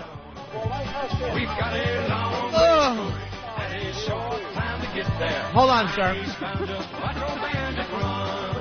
Wait, Is your name really, dude? Is your name really Dragon Wagon? You're a grown man with a name that rhymes. Hey, slow down with the weird grown-up names. Nah, that's a child's name. At least it doesn't rhyme. It's not Mopey Opie. It's Mopey Opie, Slim Jim, and whatever the fuck rhymes with Anthony. I can't think of anything. Schmanthony. What you don't understand, I'm out here busting my ass for you people to be doing your dumb radio show. How are you busting your ass for us, stupid? You're busting your ass to put food on your fat wife's table. We have nothing to do with it. Well, at least I got a wife, and I don't go to bed with another man like you. I don't go to bed with other men. If I was, I'd molest your children. What do you think of them apples, fat boy?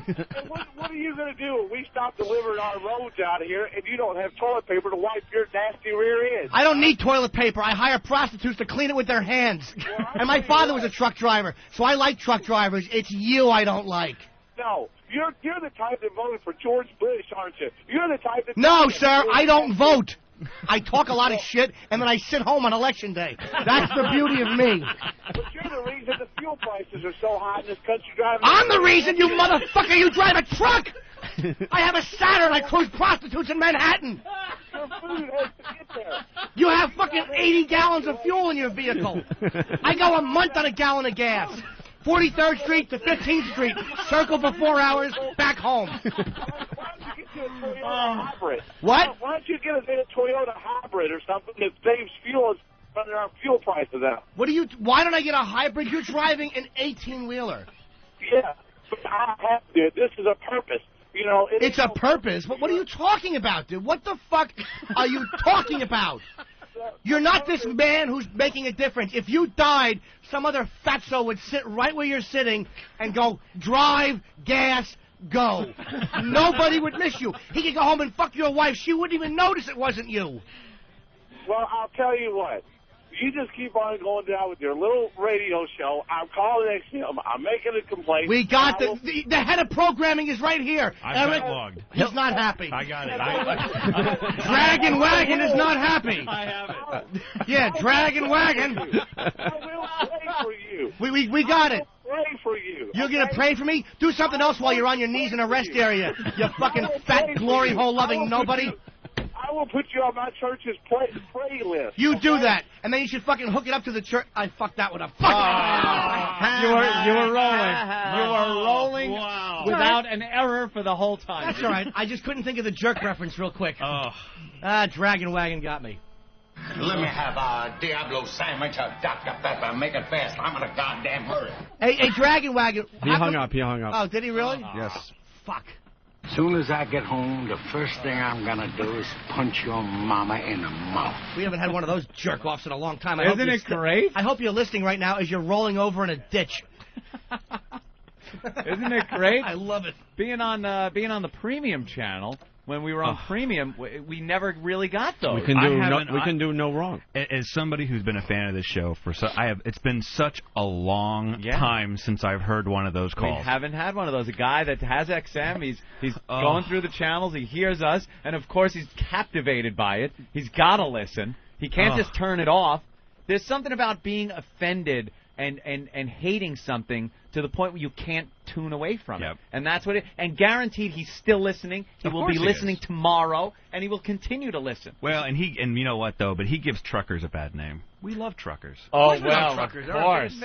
We have a whole channel, Open Road. I love them. They're listening to Hank's Place, too. That's awesome. They love the Hank's Place. Look at Elo getting all nervous. Relax, dude. The truckers aren't going anywhere. I'm protecting the $12.95 a month. You hear how fast he jumped in when I said cancel XM? Well, don't get crazy. Hasty now. The Dragon Wagon. I'll pay for it for a year just so I can hear that again. I mean, that was worth it. Dragon Wagon. I hope he hits an accident and then he's dragging limbs. I hope your whole left side is paralyzed, you fatso. All right. Thank you, Elo, for coming on. Bye. And thank you for a fine dinner last night. You're welcome. Hope guys. called me, tried to rope me in. He's like, you should come to dinner. It'll be good. Like, it'll be helpful to my... What the fuck? You lonely idiot. You just want me to go so you don't have to talk to these guys by yourself. There's some truth to that. All right, buddy. See you guys. All right. Take it easy. There he goes in his tie. Looking very nice, handsome. Clean white shirt. Eric, Oh, God. Oh, Jesus. Did he look? Totally. Of course he You did. completely nailed I heard his tie actually go. I love that gag. Wow. That was a hammering. That was very funny, Jimmy. Dugout Doug is going, can this call get any more fake? What? Why Doug? Dugout What? Doug. Meaning the caller, not you. Oh, the caller? Yeah. Oh, you think that? No, I he think wasn't was fake. serious. I don't know. To be honest with you, I think he was serious. No, he was dead serious. No, whatever. Yeah, I think he was serious. You get idiots like that. He doesn't like the show. He was probably flipping through. Yep. Got to us. We said something that, you know what it is too? It's not just the general discussion we have about something. It's always something that hits home a little bit. Sure. Maybe he does have that big fat wife at home, and we were talking about that earlier, and it upsets him, you know? Oh, I don't want to hear this. I got to go home to it, you know? And that upsets him, so he calls up all angry. Or maybe a child with a little mental challenge, Yeah. something. Maybe he heard yesterday's show and was a little upset at that. By the way, I went home. Yesterday we played a lot of clips from a trainable. Oh my God, we video. have we still have 5 of we those have clips. more of those. We can do it after the break, but go ahead. Trainable video. It's the late 50s, early 60s way of handling retarded children. They decided they were going to make this instructional film on how parents could train their retarded children to act like normal, productive citizens of society. And it's things. This subject covered a little girl learning about getting her period and what she should do as far as using a sanitary pad. A sanitary pad. And how she should put it on and take it off and where she should put it. And I watched the video yesterday. We heard the audio here on the show. The video's up on FoundryMusic.com? The video is up on Foundry, and I watched it. It is hysterical. It is so goddamn funny. The older sister of the little retarded girl, who, by the way, Nathaniel said the girl was 12 or 13 years old. The girl is no older than 7. Oh, my God. It's like a 7-year-old little retarded girl. Nathaniel's going to challenge Nathaniel, do you have problems identifying little girls' ages? Have you ever had to explain to a justice of the peace? You said the girl was like 12. I did say 12. That girl was about 7 years old. 8 maybe at most. It's not like borderline I would have picked her up or anything. 12, 7, what's the big deal? I understand, but because it makes it that much creepier that she's, like, really young. Yeah. Like, you wouldn't teach a normal girl that age, like that stuff at that age. Wait until they get, around 11 or something like that, maybe 10.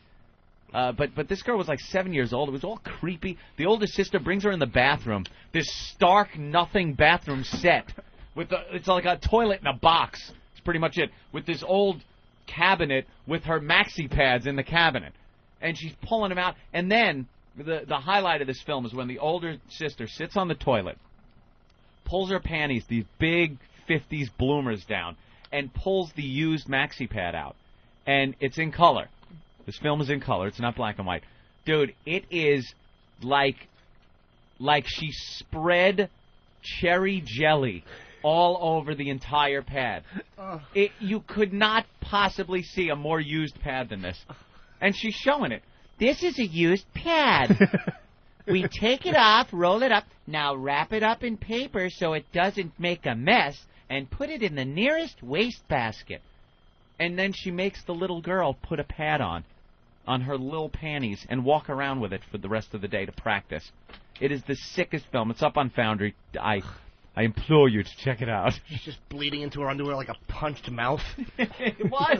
Like a hemophiliac. It was so much blood. It was so much blood on this thing. Just disgusting. Well, we got to play the clips when we get back. Oh, yeah. We have 1, 2, 3. We have 5 more to go that we didn't get to yesterday. I love it. All right, we're going to take a break. What were we just talking? I wanted to say something before we wrapped up. There was something I thought I had. Oh, damn it. Oh, shit. Right before the trainables. I trip you up. No. The complaint? I don't remember. Whatever. Truckers, Elos. Nah, no big deal. Just the thought that I... Someone bitching about the show. No. No, whatever. All right. What's wrong? Look at Ben. Where you been, Ben? Jimmy's just holding Ben's arm. Oh, boy. Oh, possible double homicide on Southern California freeway. Yeah, when they put the sheet up over the car windows. It's not possible anymore. It happened. That's death. What are you laughing at? Jimmy's not letting go of Ben's. Why would I let go? Like Jimmy does this thing where he'll like point out something on TV. You know how people point out something sometimes and they'll like touch your arm and go, "Dude, check that out over there." Yeah, yeah. And then quickly the touch goes away. Yeah, before it becomes homo. Yeah. Jimmy will touch your arm and go, "Hey, dude, check that out up there on TV," and then won't take his arm off your. He'll keep holding you. Just gently. You can pull away. See, but people always think they're going to wait me out. How did I diffuse your situation in the elevator yesterday? Oh, I found a way to just completely diffuse Jimmy. But please tell me how, because I don't know if I want to tell. It's the way my mom does it. I know. Oh, is it? It's the way your mom does it? It doesn't really count. But it works, kind of. I now walk down 5 flights of stairs when it comes to going in an elevator with Jim, because it's gotten to the point it's so uncomfortable I can't do it anymore. Well, first, before we even get in the elevator, a girl gets off the elevator and starts walking down the hallway by the elevators. Me and Jimmy are standing there, and Jimmy sees her coming and pulls out his cell phone and just starts talking into it, and he's like, what were you saying?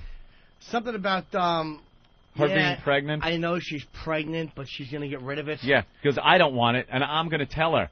He goes, I don't care. I'll push her down the fucking stairs. And he's saying this as the girl's walking by into his cell phone, so the girl's horrified. And I'm laughing because it's not embarrassing me personally.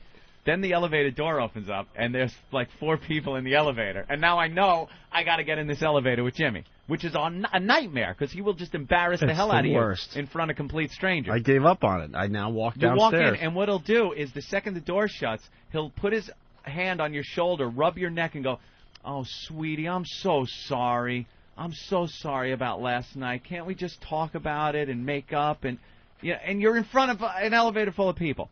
So door shuts. He starts, rubbing my arm and goes, "Oh, sweetie, sweetie." And I turn to him and go, "Look, I know you're trying to put me in this uncomfortable situation in front of a bunch of people, trying to be funny. Oh, look, let's embarrass my friend Anthony in front of these people by acting this way." I go, "Fine, do it. The people are all in on the joke. It's not going to work anymore."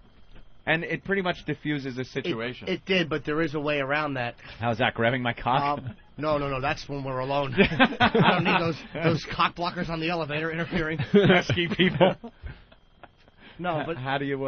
I don't know. I think that even if we break that fourth wall, then somebody drops a nice hot gasser in the elevator. Oh, okay. Everybody is still uncomfortable. Yeah, that you can't get away from. There's no talking your way out of that. All right, so I feel that if I'm being challenged to up the ante, I'll apologize for my lackadaisical approach, and I'll certainly accept that challenge. I'll blast one out. All right, a couple really quick phone calls, then we have to take a break. Tracy Morgan is here. Jason in L.A., it looks like. Jason. Hey, what's happening, fellas? Hey, man. What's up, buddy? Hey, I just wanted to say this is the first time I'm listening to you guys because I'm too much of a cheap prick to go for the extra $2. But you guys rock, man. You guys are really good. It was funny as hell when Jimmy was busting up that trucker, that piece of crap out there. Thank you, buddy. Thank you, Jason. Oh, yeah, no, you guys rock. You guys keep it going. All right, thank you. Let's go to Joe in Brooklyn. Looks like it looks like that phone call turned some people around, so I just want to acknowledge that right here. Right. Joe in Brooklyn, what's up?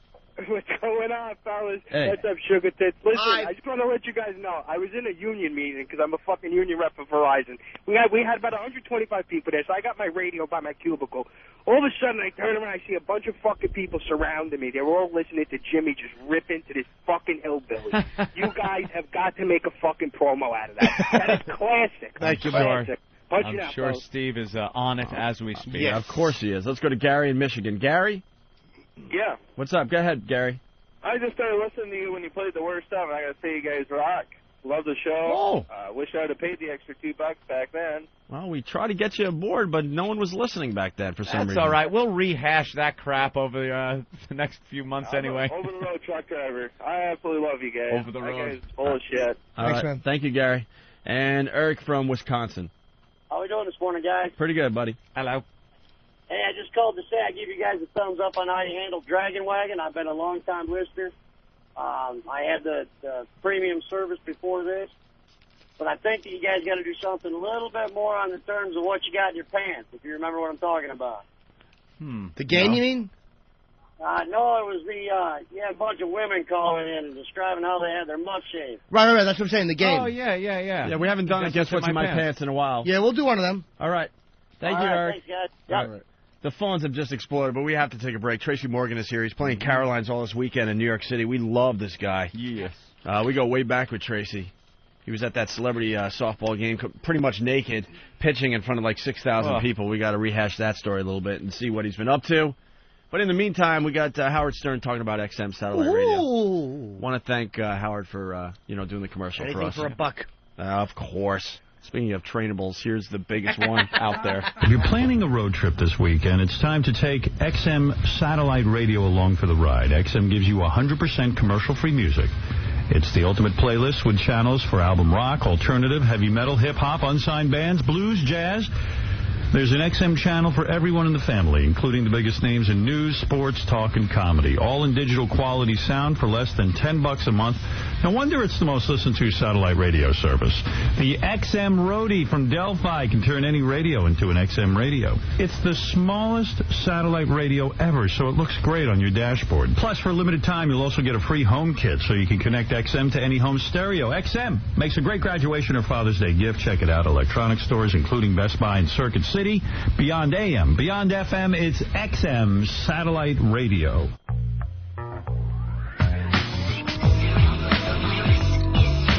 The virus is inside us. OAvirus.com. Assault the media. It's time to drop bombs. We're just pests. You can't exterminate with Black Flag. Your web page just got hijacked by Whack Bag. The gag order's gone. Time to go to war. Steve sees napalm burning down your door. It's hardcore. Apart from hordes who dump on Norton's belly, the only other girl in his life is Bob Kelly. Not you. When he was a kid, he sucked cock too. These two obnoxious shock jocks might shock you. Ask Howard. He don't want to get involved. Slip in your PJs and light a Java log. Spread the virus. Spread the virus. Spread the virus. Spread the virus. Spread the virus. Ian Anthony Show. Ian Anthony Show. XM 202.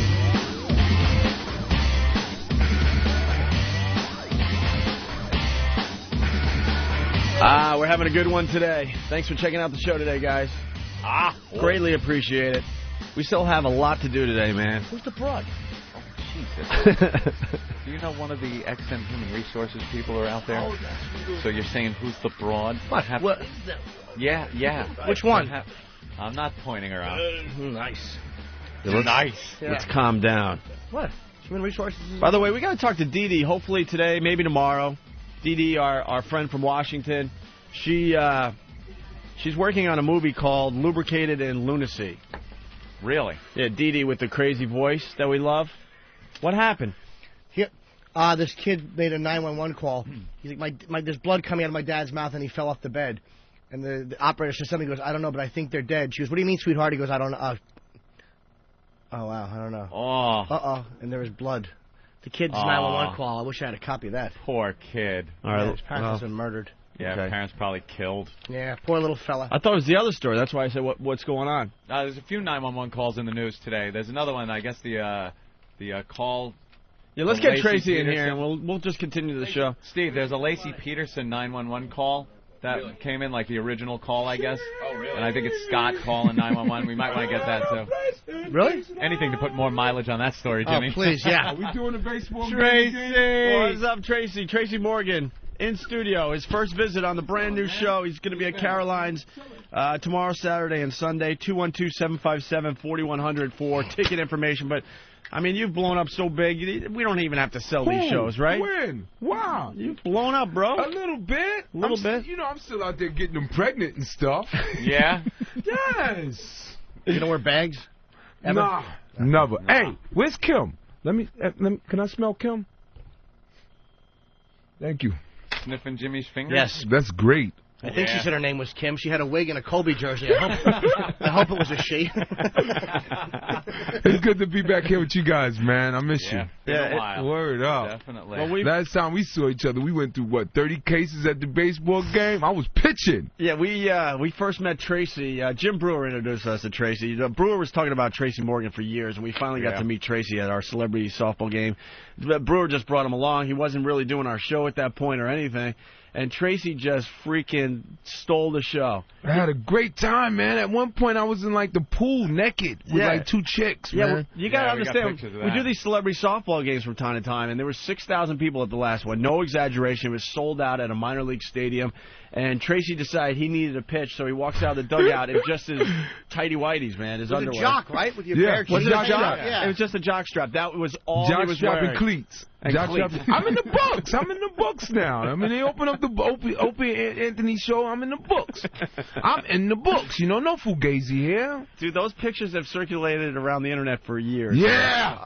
For years. They pop up every once in a while when I'm doing searches. Yeah. You pitching in a jockstrap in front of 6,000 people. With a gut. With a gut. Oh, yeah. You're a lot thinner. Speed bump. You got that Hollywood thinness to you What now. happened? You trimmed I down went a out whole there and I got on some no-carb stuff. You know, Yeah? I'm a carnivore. I'm a New York guy, man. I Yeah. love my carbs, man. And, you know, it's just crazy out there, man. But I'm having a good time. Yeah, I'm you're all partying. Hollywood Slim now. Nah, you know me. I still drink my beer and all that. My brewage, yeah. Got you know, I just got into a shoving match at the club the other night. Get out. With who? Yeah, with my cousin. Really? Yeah, man. I mean, I don't drink Cristal. No? I'm brewage. Yeah, I drink brewage. But why is my bill $1,600? You know? And why is it coming to me, dude? So 2 of my I had like 2 platinum chains and they got ripped off my neck and everything. So wait, your cousin is drinking the Cristal? No, he was drinking brew too. He just ordered it as a gag. Are you kidding me? He ordered it as a gag. He said, "You're rich. You got a TV show." I said, "No, the show got canceled, dude. Can't order stuff like that now, man." And they come up to you with a bill, and you're getting a shoving match with your cousin. Yeah, man. Did you kick his ass?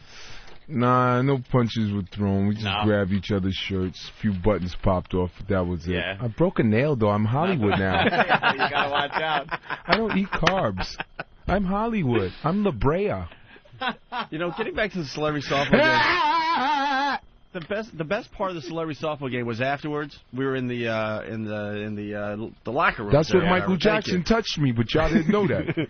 That's what Michael Jackson touched me. And you were hammered, man. You had to have half a case of beer easily. Yeah. And a little of this, you know. Yeah, a little this. for Dolo. And that's marijuana, not coke. Then you were trying to rally the troops to get a trip going to Harlem. Yeah. You wanted to like get all the white boys together. And let's go up to Harlem. Yeah, a little field trip to Harlem. I had a couple of strippers that I wanted to introduce you guys to. Right, that's you know. right. Yeah, Young, fresh, and green. I've never laughed harder in my life. No exaggeration. You are so on talking about how white we really were and that we needed a field trip to Harlem. Yeah, Little soul, man. You know what I'm saying? Get you guys some afros and stuff like that. We'd have been great. You know, shake a few people down. We'd have been great. Harlem ain't like the old days, though, now. Good cop, bad cop. You know what it is. They're Good kind cop. of, I don't know, they're reworking Harlem. They're fixing everything well, up. what happened was a Starbucks appeared. Yeah. That's when I knew it was going down. That's the beginning, right? Yeah, a Genovese and the Starbucks came to the ghetto. Genovese and the Starbucks, that's when it's going commercial. And then, who bought the Apollo and fixed that all up? Wasn't it like white people? Mm-hmm. Like some white people. Some white people bought the Apollo. You know that. We ain't have the money. We ain't have the bread. No. I think this white dude bought one of Whitney Houston's Grammys. I went next door. It was Whitney Houston's neighbor. I went to his crib. Really? And I seen a Grammy sitting on the coffee table. I said, "Sir, how did you get that?" He said, "Don't you worry about it." And then I looked on the wall. He had My Prerogative platinum album on his wall. I said, "How'd you get that?" He said, "Don't worry about it." Yeah, they knew I said, "This is a garage sale out over there." You know, Whitney Houston lost a tooth. Yeah? I heard she lost a tooth, man. Really? Mm-hmm. How do you think she lost the tooth? I don't know. I hope Bobby ain't smoking. I don't know. It's either Bobby knocked it out or she chipped it with the crack pipe. I don't know. Man, she just looks like a crackhead these days. Yeah, you gotta leave that coke alone, man. It's 99-0. You can't win. Nah. Yeah, you can't win. She sweats like a pig. You see Bridget Nielsen? Yeah. Oh, she used to be a hot chick. She's on the coke. She used to be a hot chick. Probably, man. She used to that be just bad. might be time, though. I still get her pregnant, though. Oh. I still beat that. Nah. I'll get her pregnant in a heartbeat. What? That's Bridget Nielsen. She dating Foofy. That's over, though, because she ended up marrying the Italian dude. She did? Oh, yeah. Wow. The Italian midget, they call him. So you don't wear bags at all. I don't like wearing bags. Do you like when they tell you that you don't have to pull out? Like, I like that when they tell me that I'm on the pill and you don't have to pull out. There's something really sexy about that. Yes. Because we old school, man. We are old school. I can't take the time out to rip a package, you know. Come on, man. I'm 36 years old. My concentration got to be right there. Yeah, but you don't want to. It's like when you masturbate, everything got to be quiet. The pillows don't touch my arm. I don't want the pillows touching my arm. I get everything straight. I got to set everything up. Got to do like 6 push-ups. You know what I'm saying? Just get everything straight. Fix the tracking, the contrast on the TV. No music playing in the background. No Nothing. music. Nope. Everything got to be silent. You ever notice when you masturbate, everything sound like a car door slamming? Well, outside distractions? Yeah. Yeah, it's awful. Can't do it, that. I can't do. It's like when you have sex with your woman after you've been with her for like 10 years. You know, you got to concentrate and you got to focus on that dead roach in the corner. You got to focus on that ball of dirty socks. Oh, my God. Complete concentration. You know what the aroma is when grown people have sex? When you ever walk by a room after like 2 grown people have sex, it smells like coffee. It smells like potato chips and pretzels. It smells like butt, testicles, Bacardi and Coke, Marlboro Lights, and Double Mint. That's the smell of love. Dirty socks and tears. That's what, you ever, like, my son is 19, right? Yeah. And all he does is masturbate at this point. You know, I got to get him something because he going to go pop. He might kill me and his mother, you know, and say that the devil made him do it or something. I got to get him laid. I got to get this dude laid. But you know what his room smells like, right? Butts off and socks. Oh, yeah. Really? Oh. He's 19. I caught him. He was humping my leg the other day, man. Well, I had to beat him with a newspaper. Why doesn't he have a girlfriend? I don't know. The dude is into his academics. Really? He's into academics. That kind of gets in the way sometimes. Yeah, he's into academics. I said, oh, man. That gets in the way, You bro. don't know, brother. Gotta get off that stuff. When I was 19, by the time I was 19, I had an empire already. Yeah? Yeah, I had several kids. Of which kids. I've never claimed. How many kids do you think you got? Good between 12 and about 35. I told you I don't use bags, man. Never. We don't pull out. I think that's a real woman when she say, "No, you don't got to. Go ahead, go for it." Well, maybe she's just looking for the Tracy Morgan money. Well, you know, whenever I need, you know, income taxes and stuff like that. Oh, some deductions. You know me, man. I'm like Jim Brown, baby. I'm in the Hall of Fame. As a matter of fact, I'm doing a celebrity golf tournament while I'm in town. Yes, it's a benefit for women with C-section scars. I'm trying to raise some money for C-section scars and stretch marks. Are you? That's my thing. Are you a golfer, Tracy? No, but No? you know, we just put together in the keys. One of the keynote speakers will be Al Sharpton. Benoit Benjamin will be speaking. Sharpton is a golfer? Benoit Benjamin. Who's that? Benoit Benjamin testified against Jason Williams for the Nets. That's right. Remember? Really? Benoit was sleeping on his couch and he testified. See, if I was Jason Williams, I would have said yes. I would have just implicated the Harlem Globetrotters. I would have kept putting the word cocaine and Globetrotters together. Because they'd be loved. And I know a lot of people in that jury, in the jury box, loved them. So I would have just said yes. Yes, I admit I was doing cocaine with the Harlem Globetrotters. Yes. Yes, me and the G-Trotters was doing coke. Yes. I didn't mean to shoot nobody, but yes. Metal Lark Lemon brought 4 8 balls. Yes. Yes, Curly McNeil, yes. I was sniffing with coke with Curly. Yes, I'm sorry. Do some tricks? Yeah. Distract the jury a little bit? Sure. There's someone on the phone that has a Tracy Morgan story. Uh-oh. Let's go here for a second. Colin in Connecticut. Colin. Hey, guys, what's going on? Well, we have Tracy Morgan in studio. He's playing Caroline's all this weekend here in New York City. Well, I was an intern at Saturday Night Live 5 years ago. And, Trey, I don't know if you remember me. My name's Colin Cosell. Ah! What's up, Colin? That's Howard Cosell's grandson. I've actually met him, too, I think. Yeah. That's my dude. That's my dude. Wait, Howard Cosell was your grandfather? Yeah, Jimmy and I did stand-up. Stayed at New York together. So, yeah. Oh, no kidding. Yeah. What's up, bro? How you been, man? I cannot complain, my man, but I've got the best Tracy Morgan story ever. Shoot. They brought in a new intern one day, and this kid was completely starstruck, and Trey's just like, yo, Colin, go and grab this kid, bring him down the hall, and tell him Trey Morgan's got something to tell him. And I was like, all right, so I grabbed this kid. I think his name was Winston. I said, Winston, Tracy Morgan wants to see you. He goes, really? And his jaw drops, and his eyes are big, and he cannot wait.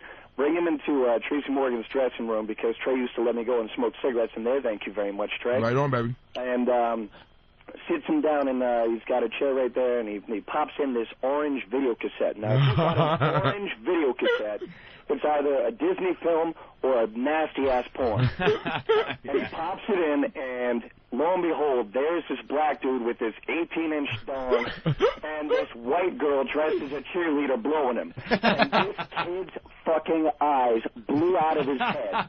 Clear out of his head. That's right. Remember that scene? Oh, dude, that was just to loosen them up, right? That'll loosen. Real people do real things. Oh, hell yeah, man. Go outside to smoke a blunt, and people will ask for his phone number, and he'd say, Colin, take this and walk the other way. Mm-hmm. I gave the guy the tape, too. Oh, man. What a guy.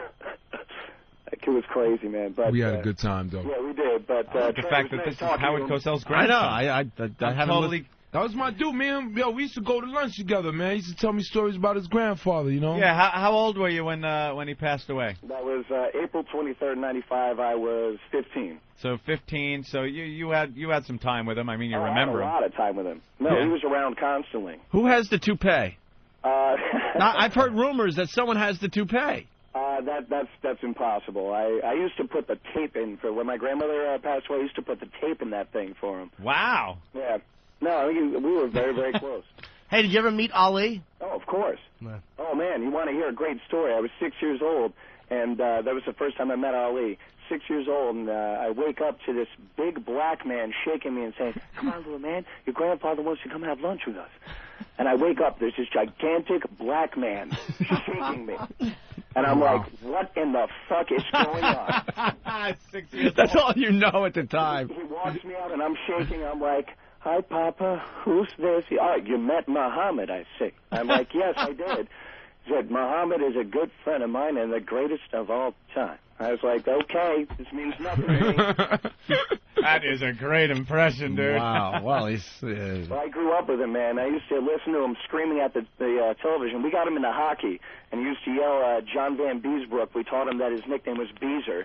So he'd sit there going, Beezer! Beezer! I can't wait for halftime. I need to take a tinny. And you're like, what? You know. Isn't that funny? This guy's just like, that's his grandfather. Everyone has their like kooky grandfather stories, but this is Howard Cosell. Yeah. He has an impression and all that. Yeah. Hey, dude, they should put you on Saturday Night Live, man. I wish they would. Word I up. could use the work, goddammit. Right on. Well, we got to get you in here. I would love to go in there, man. All right. Hell yeah. Well, hold on the You line. hang out. We're gonna get your contact info and have you in. Oh, Jimmy's shaking his head no? What? No, it's not. I'm kidding. I'm kidding. Yeah, Jimmy doesn't want you in here. Jimmy's like, no, that's not true. No, I actually liked him. We met in New York. He was a nice dude, man. I liked him a lot. And actually, my friends were so ecstatic to meet Jimmy that Jimmy was just moving into his new apartment, and I introduced my friends to him because they were big fans of Jimmy Norton. And Who isn't? I mean, how can you not be? He's No. gorgeous. And they ended up having a conversation about how to hang a mirror on sheetrock. That's right, because I was worried. Jimmy is. I really did. I bought an apartment. They should have just lined cocks up that I could lick on the way into my door. I bought candles and little rocks and a mirror. Ugh. Bed Bath and Beyond, Jimmy. Oh, dude, I Bed love Bath it. and Beyond, right? Oh. All right. Man. So off air, they're going to take your information and stuff. Yeah, hold on. Yeah, we'd love to have you in, Colin. I would love to come in, Rose. I'd love to. All right, cool. There he goes, Colin from See you, man. Connecticut. Colin, be good. That's pretty cool. Cedric Nice from to- Tennessee wants in. Cedric, What's happening? what's up? Hey, man, I just want to know if Tracy got any steaks for sale, man. I'm having a barbecue this weekend. Ah, you talking about the Meat Man character I played on. Hell yeah, man. You know me, man. But I'll be at the barbecue, baby. Yes, word, man. Hey, I'm going to invite your little brother, Spoonie Love, in, too, man. You got it, man. Let me tell you something about Spoon, man. You know, Caligula invented the orgy, right? But Spoonie invented the pop-off. You know, the jump-off. You know what I'm saying? Yes, sir. Yes, sir. Holla at your boy. Have a good barbecue, man. Hey, word. All right. They're speaking some kind of code language I over understood that we that. don't quite understand. White people. Yeah, we that's just heard black stuff. nothing. Caligula. Huh, okay. That's good black stuff. Hey, how We call long? it Black Pride. How long have you been off SNL? You were there for a long time, man. Yeah, I was there for 7 years, but I've been off for about 2 now. Off for 2. Do you miss it, or you want to go back or no? Nah, man, I'm good. I'm moving And forward. the last, man. I'm out of daddy's the house. last 2 or 3 years, you just blew up. Like for a while. My show got canceled, man. I went out to L.A. No, but I mean the last couple of years of Saturday Night Live, you just blew up. Yeah, I mean, I'm like, all that talent was just was sitting there for all those years, and then finally they used you. Yeah, it took them about 4 years. It was unbelievable. I'm like Steaming Willie Beeman from Any Given Sunday. Like, where was Brian Kello? Where was Brian Kello? You had some unbelievable characters the last couple of years there, and I'm thinking at home, all this was in them, and they're not using them. Yeah. They didn't use them for many years. I don't think Lauren, and I'm sure you love Lauren, but I personally don't think he uses black talent very well, to be honest with you. And I've heard that complaint from other performers. It was like, Murphy blew up when, I think Ebersol was. Yeah, Ebersol was there. But, I never looked at it like a color thing. Excuse me. I never looked at it like a color thing. I just take time for people to know your voice and the writers to get to know your voice. And I'm from a different world anyway, so I just leaned back for the first couple of years. I played my cards right, let them cast me and stuff. You know what I'm saying? Let them put the lipstick on me and the dresses on me and all of that. And cut my balls off, and all of that stuff. And you know what I'm saying? But then after a while, then all the heavy hitters started breaking out. So I just said, I stepped up. I stepped right in there. Yeah. And I'm glad it happened like that because, then I got my own TV show, which got canceled after 22 episodes. What happened? You did 22, though. I don't know. You would have to ask NBC. I got 22, but when I went out to L.A., my vagina was nice and pretty. Now I look like a orangutan back there. The big pink orangutan cootie cat. I got the big baboon cootie cat now. Red and sore. I mean, it was nice and pretty when I got out there, I saw you on Sharon Osbourne's show. Cooking, what were you cooking? Like little beans and franks? It was really funny, man. Pork and beans and franks with grape Kool-Aid. It was really funny. That's a ghetto delicacy, man. That's a ghetto delicacy. It's called Franks and bean casserole with grape Kool-Aid. Grape Kool-Aid, of course. With a little slice of lemon in it. And I got to cook a sweet potato pie because when you get these TV shows, you do a lot of press. Yeah. I mean, you amp up. I mean, NBC pulled out all the stops. I was the next Cosby show and all of that stuff. So I got to cook a sweet potato pie with Bo Jackson and everything. Really? I'm on the anti-doping committee for comedians. I didn't know. So if you're smoking marijuana before you said, I'm going to see you out there. You're going to be tested in these clubs. Who's going to be the surprise witness in this Michael Jackson case, right? It's going to be Bubbles. I know. They're very distracting, chimp. aren't they? What are you guys doing? The chimp. Just you leave think all that shit alone right now. The chimp going to pull his zipper down. It's going to be Jim Brewer. It's going to be Jim Brewer in the chimp suit. He's a psycho. You're going to see Michael Jackson. The bailiff is going to walk Bubbles down the aisle. And Bubbles is going to glimpse at Mike. Mike going to turn the defense table over and say, "You banana-eating chimpanzee witness protection program. You be eating bananas in Alaska after I'm done with you." What do you think of Mike? And Bubbles going to say, No, I seen it all, Your Honor. I seen it all. Yes, he touched one of them boys over there by the teacups. Did you, when your show went one of them little boys by the giraffe enclosement. You went for a year on the show. Did it not? I actually didn't see it. That's great. Did they write stuff that you didn't like, or were you happy with the final product and it just didn't get ratings? I didn't see it. Of course, I was a black dude, but what I'm going to say. What, they wrote stuff that you thought was I'm like quite sure the slaves ain't want to pick cotton either. But you had to do slaves could make $30,000 a week. I bet you the slaves were smoking weed. They used to stop in the middle of pick and go, "You see all this cotton we got to pick? Get high, man. We can't pick all this cotton sober." That's good. You're liking that Egg McMuffin there, huh? That's a sausage McMuffin. Sausage? So much for no carbs. It smells really good, though. One bite? No, thanks, man. Wait, someone is saying that you had the funniest line ever on SNL. What? Scott in Chicago. If it's about Britney? Hey. I think Tracy delivered the funniest line in the history of Saturday Night Live. I love you. God bless your soul. When you did Astronaut Jones, and she was the alien asking for help to save her planet. I said, why don't you turn around and show me that big fat ass? Big fat ass. Remember the whole sketch? I was like, yeah, right. I could not stop. What was that like? Was she pissed about that, or? Oh, nah, they loved it, baby. They loved it. But didn't you improv that? That wasn't the original line. You added to that line. Yeah, I did a lot. I used to do that all the time. And Britney didn't have a problem with that? Nah, I tongue-kissed Britney about 6-7 times Oh, that wow. whole week. Because I was doing, but that wasn't that. When I used to do Woodrow, which was the guy that lived in the sewer. He got the girls, but, you know, I got to kiss them. I kissed Lucy Liu, and I would, like, try to put my tongue in their mouth. Like, at the time she was dating Justin, he was standing right there, and I dared him to say something. You know the reason why Brad Pitt and Jennifer Aniston broke up, right? Me. You? Stop calling the house, Brad. Leave it alone, okay? It's over. Stop calling the house. She's pregnant by me. Leave it alone. Just leave it alone. Walk away, Brad. Would you smell her ass, Jennifer? Come on, man. Jennifer Aniston can fart in my mouth. I'm a freak, baby. I'm a freak. He's old school filthy. I love Trey. I'm a weedy beady bing bong freak. Come over here and fart in my mouth. Oh, that's great. Get over here. Hug J-Lo at the same time. Poop right in my mouth. I'm with it. I'm a weedy beady bing bong freak. What do you think about Britney being pregnant there, Tracy? That's my child. Really? That's going to be... It's going to come out. Everything going to come out. All the facts going to come out. That's going to be a surprise. That body's getting ruined, though. Nah, that's the way I like it. Yeah? What, stretch marks and all that. It's the mark of womanhood. I like cellulite. Any woman that go against cellulite is going against womanhood. That's all about. Hey, that got to be jelly, because jam don't shake like that. You like a woman after she's had a kid or two? Yeah. Yeah? I don't like nothing new. No? But my money. I want a woman that been through the fire. Through the fire. Really? Through the You don't like them all nice and tight? Hey, listen, I'm not a scorer. I'm a rebounder. If you're coming out of a bad relation, come see me. I'm at Caroline's. Come see me. I take kids, stepkids, all of that. Foster kids. Come see me. If you getting Social Security checks for one of them kids, give me half. I'll take care of your life. Well, you don't see many guys like that. Yes, I'm a rebounder. I dive over the scorers table for a rebound. Bad relationships, I'm with it. We should play. And it's a bonus if you got crust on the back of your feet. Oh God! With that little black welfare toenail at the end. That is really nasty, man.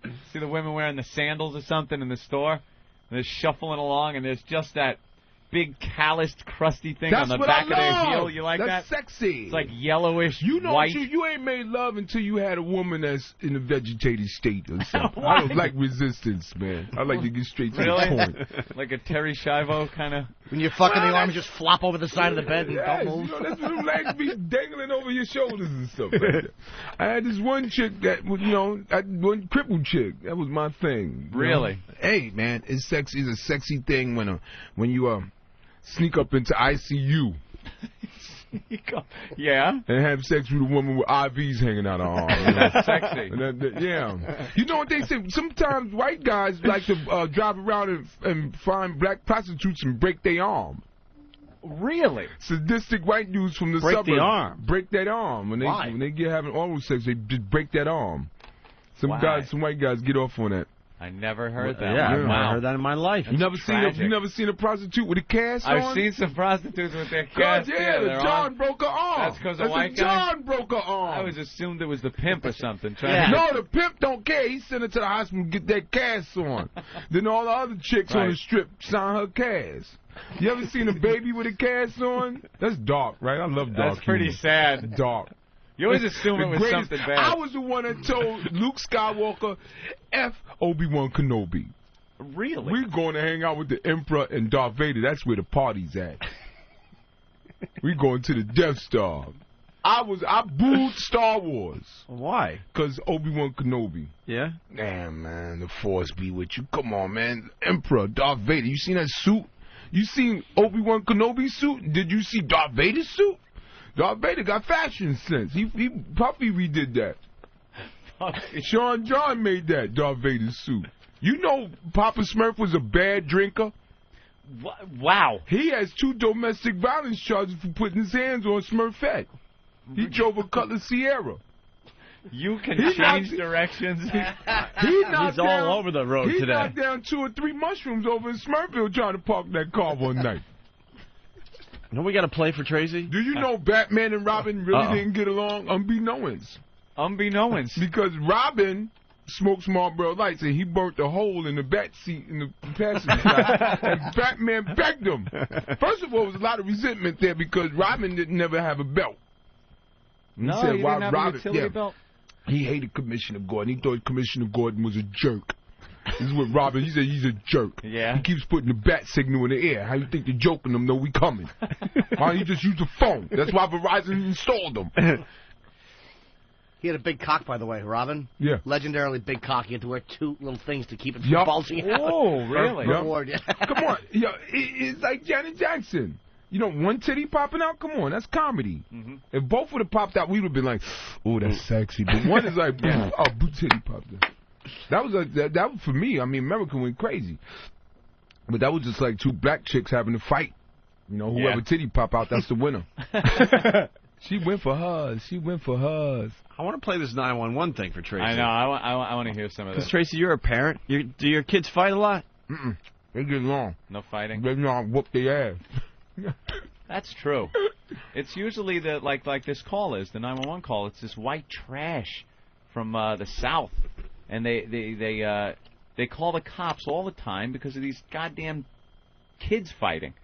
Which is no reason to call the goddamn cops. Is this Grown Up Gotti? No, this is a 911 call. This woman is very angry at the 911 operator because he tried to make a little joke.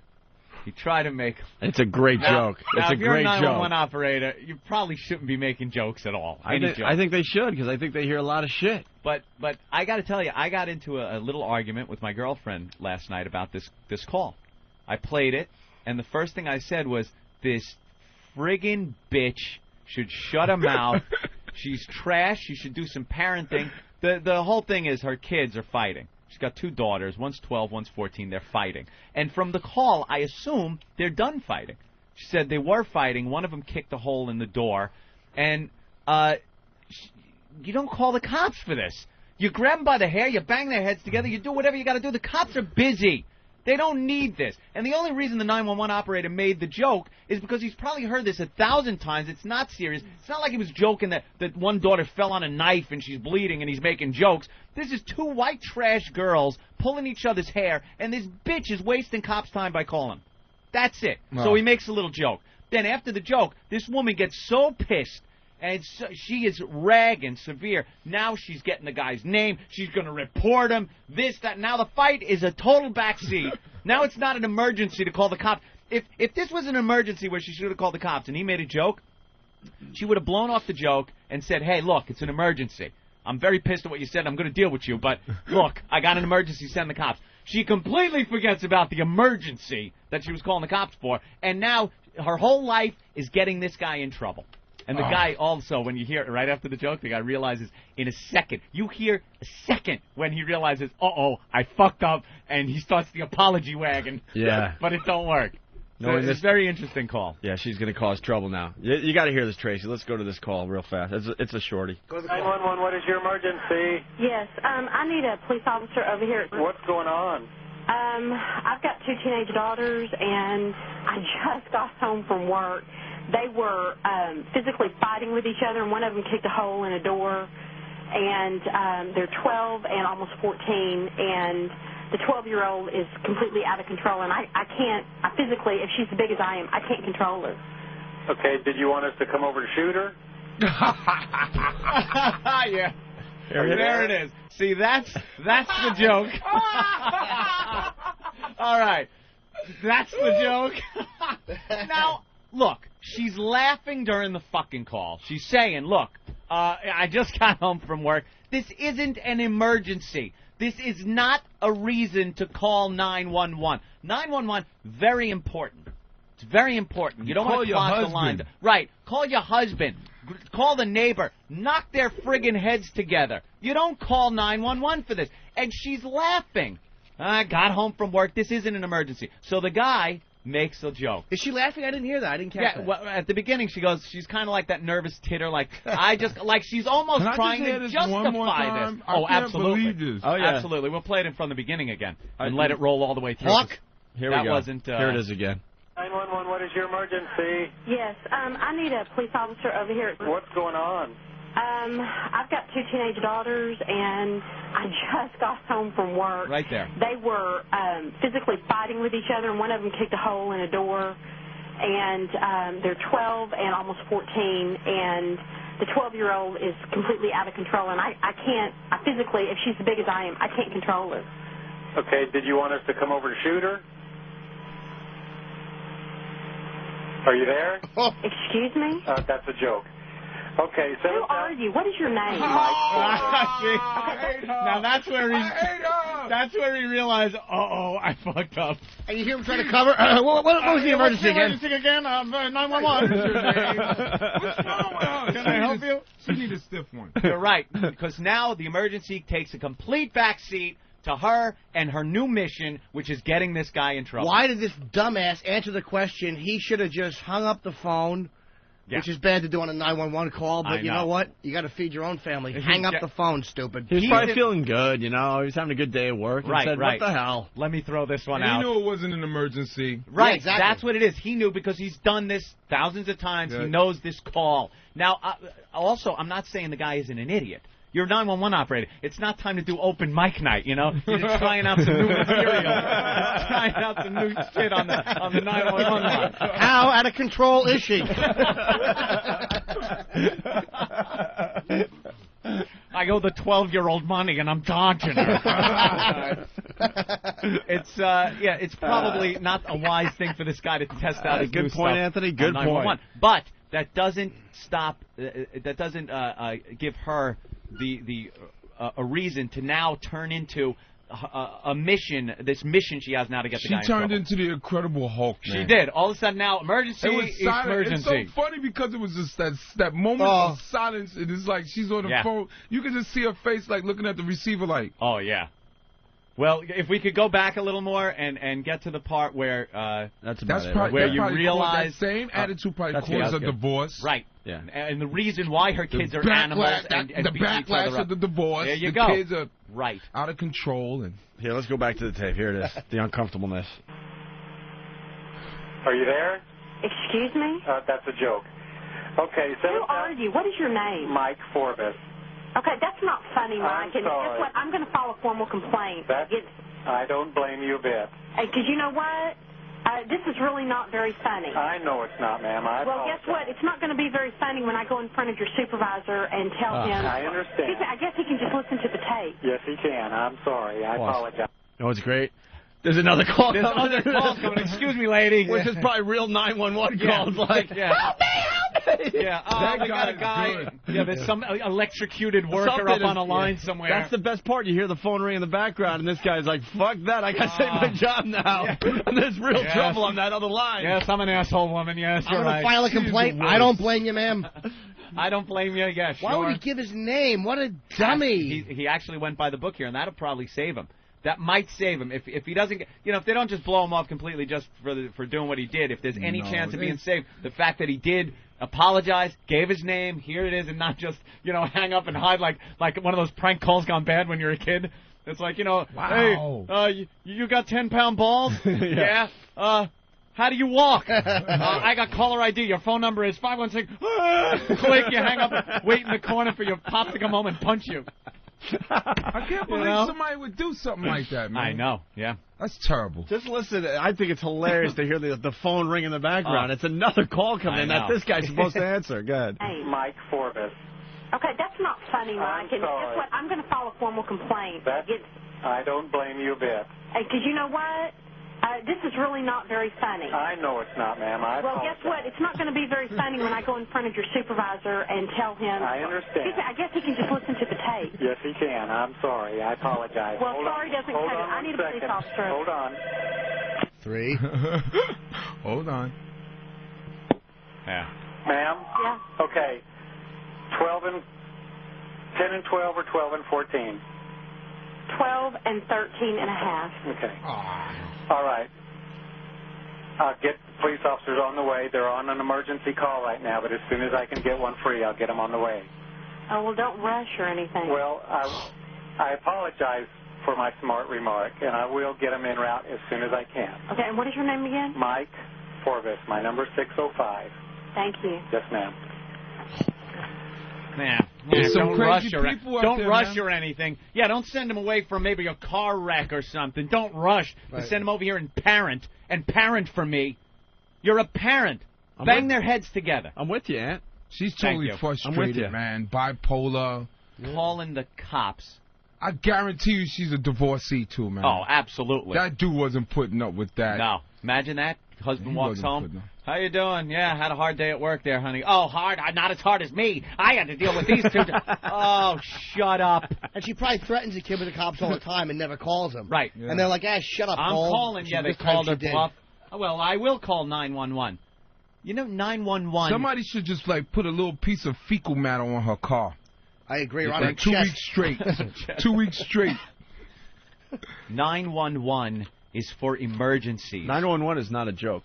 There you Thank go. you. Can we get it? I wish we could have a follow-up on what happened with this guy. Yeah. Because now all these radio stations are playing it. He's cooked. It's pretty, like, recent news, so He's finished. we'll find out. Mike Forbes. Yeah, poor Hey, Mike Forbes. it got, like, huge like that, man. I don't know. Now he's, you know... We should support him. We should support him. Because 911 is there for emergencies, and that is not an emergency.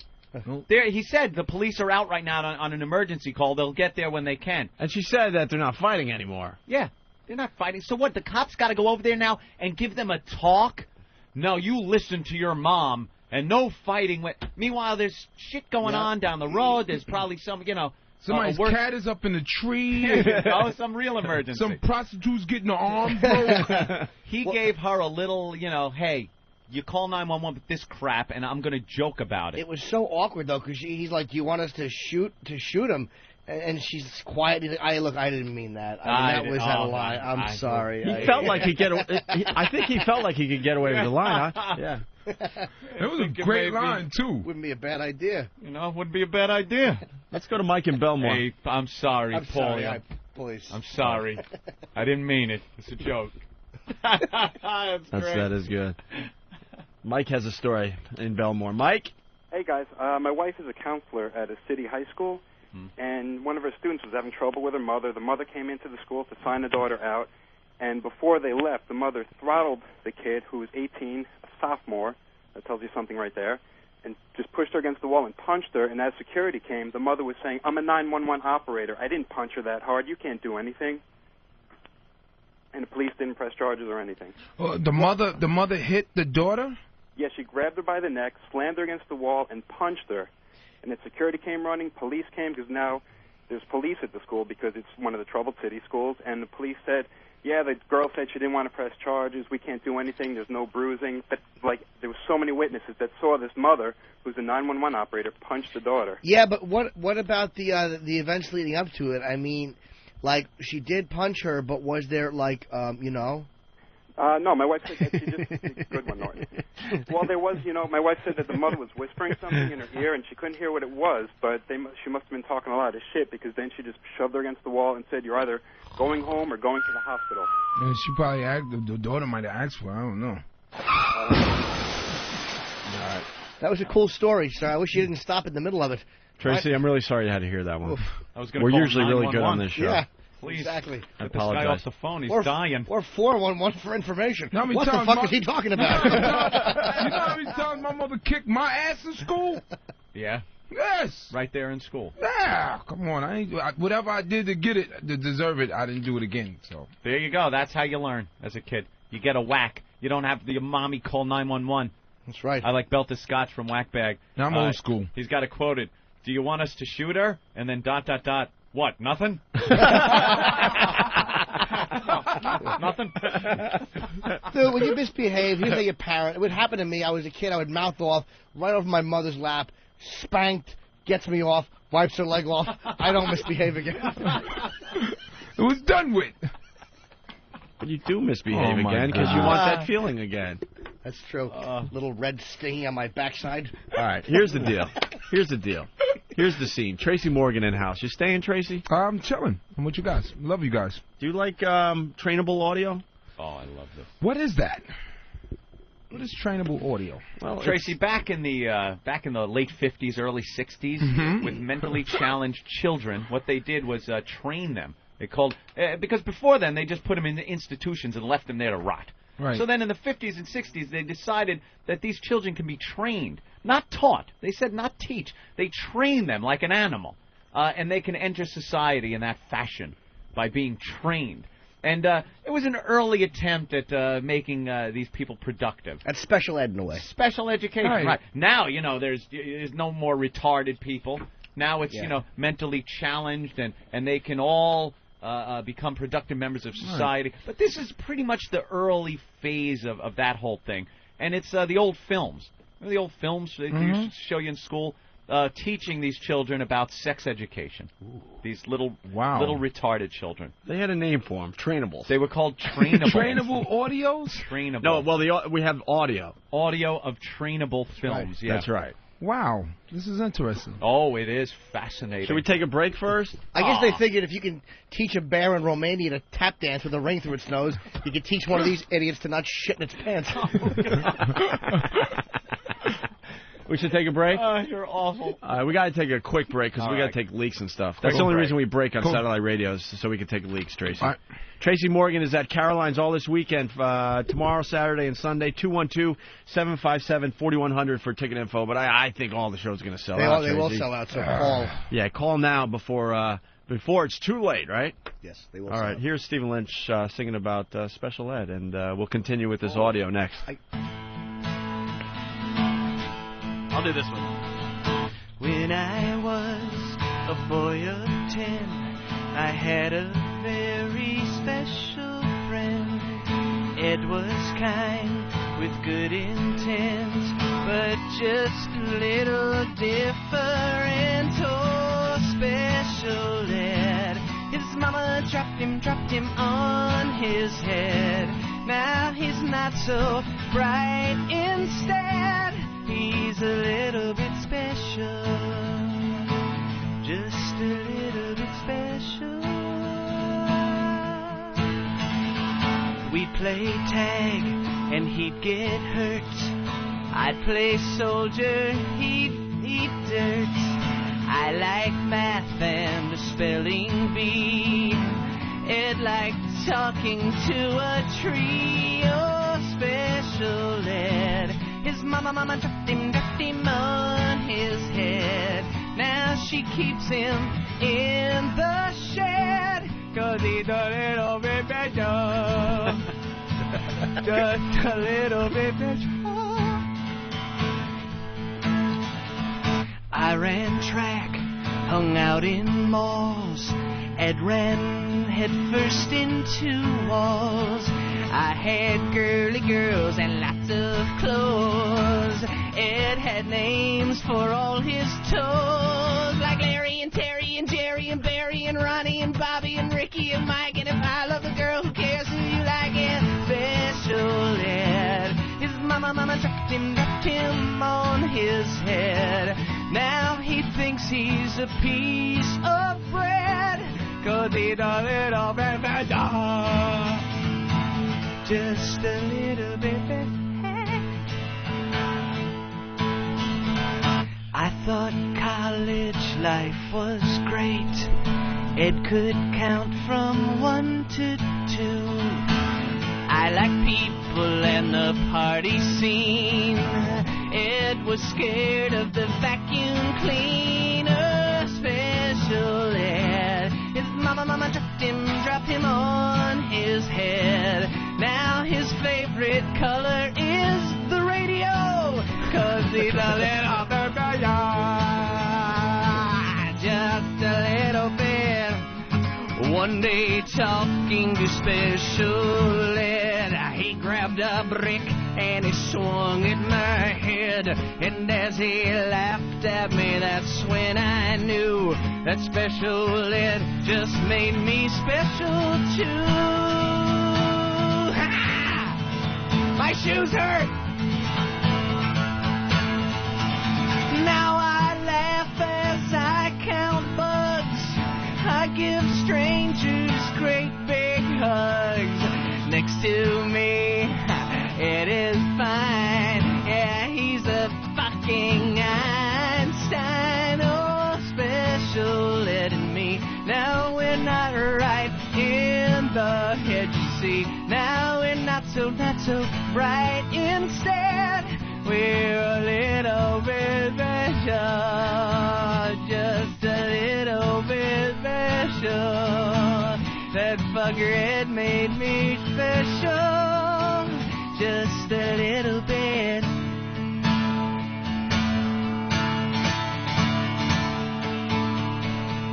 Just a little bit special.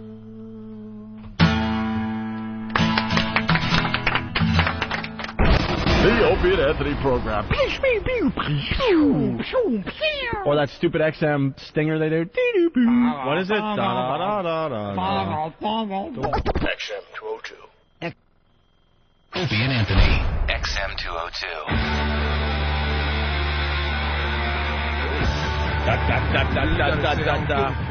Why did we take a break? A whole discussion was going on while I was taking a leak, Anthony, that needed to be on the radio. Jim Norton and Tracy Morgan talking about fetishes. Tracy Morgan saying he feels sorry for people that go to their grave. What? Not knowing their quirks and their quirks would turn them on. How they get off. You know, that's why you got so many people bugging out with 911. Because they need to get fucking laid. Need somebody to put some sperm on your butthole. That's my fetish. That booty hole. Yeah. Really? That brown eye. Yeah, ain't nothing like female butthole, man. It was the greatest thing God ever created. Yep. Lord have mercy. I'm specific where I lay my load. I got to come in a female eye. Really? I aim for the eye, yeah. And I like, you know what my fetish is, though, John? I like to, like, send my girl to the beauty salon and have her put bangs in her hair and then come in her bangs. Women love sperm in their bangs. I don't say semen, I say sperm. Super sperm. You ever put sperm in a chick's bangs? I don't come in hair, no. I prefer to come on them or in Women the mouth. love it. Yeah. Jesus. Yeah.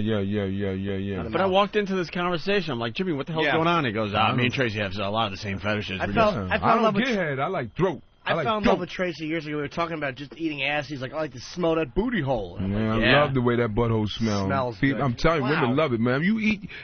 I don't call it tossing salad.